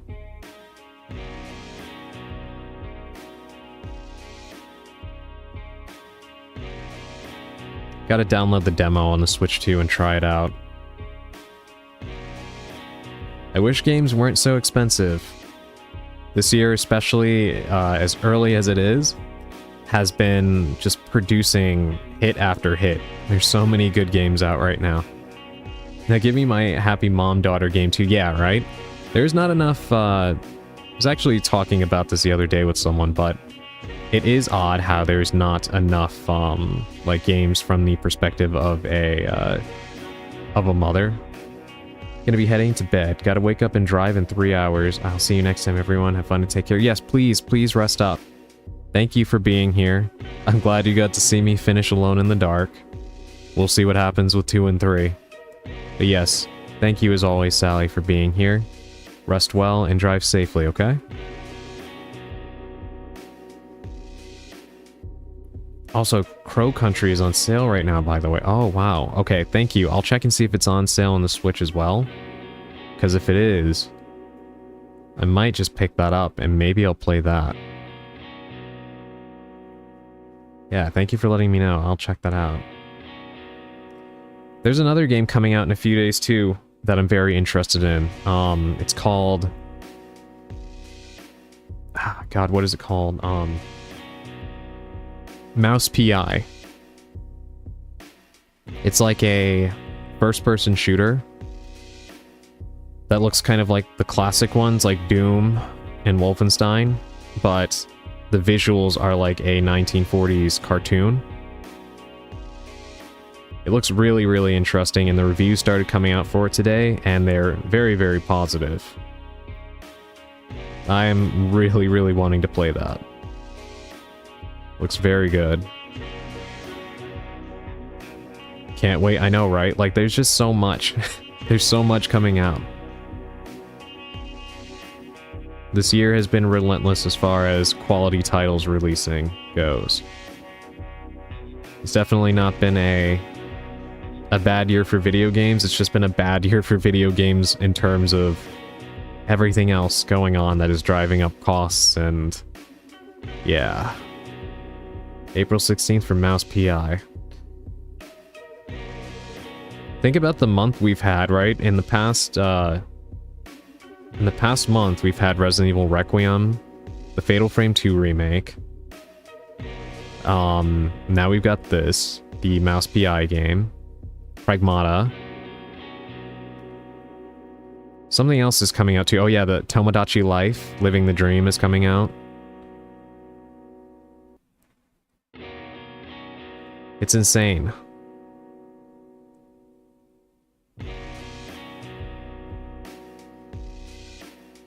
This year is also going to have 007 First Light, which I really want as well. I'm a big James Bond fan, and giving the license to the makers of Hitman just made too much sense, right? And seeing that they're actually making what looks to be a really good game out of it, it just feels like a match made in heaven. So I'm really excited to see how that game turns out.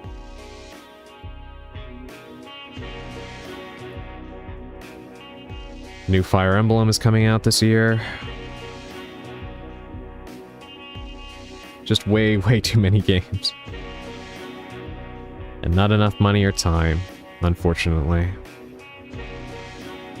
I don't know if you saw Bulgay, but in Mari's Discord I actually posted this one game I've had my eye on that I think she would like too. It's called Neverway. And it's a hybrid horror cozy game. I think you'd be interested in it too, Callisto.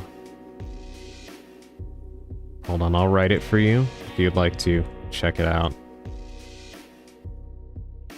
Yeah, it's called Neverway. It's coming out in October for the PC and the Switch.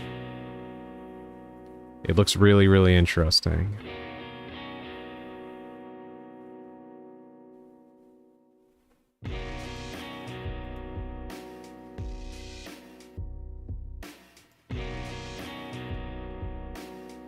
But yes, alright, I think that's probably enough yapping. Let's see if anybody else got on while I was talking. Or if we have the same choices.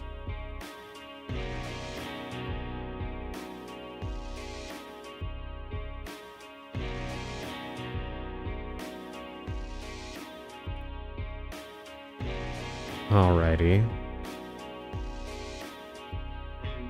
Who should I choose?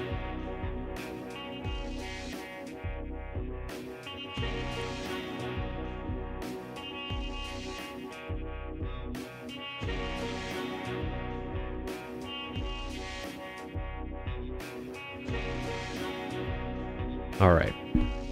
We're gonna go ahead and we're gonna raid into my friend Simon Novak. He is playing the Dark mod, which is Thief.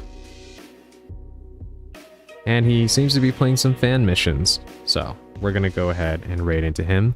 Thank you everybody for coming along, and I know this was kind of a weird stream in that we finished the game really early and just kind of meandered about, but it was fun just talking with all of you. And I'm gonna try my best to find something else of the horror variety to play, so that way we kind of fill in that slot again. Since Callisto said that Crow Country was on sale, I'm gonna go check and see if that is also on sale on the Switch, because if it is, I may buy that. So we'll see how it goes, but yes, as always, had a great time with all of you, and I hope you enjoyed watching me hobble my way through Alone in the Dark, because I had a great time with it despite all of the obtuseness of it. It was very charming, and there's part of me that's tempted to go back and play it again, but with Edward Carnby. But I don't know. We'll see. Maybe someday. But yes, we're going to start the raid now.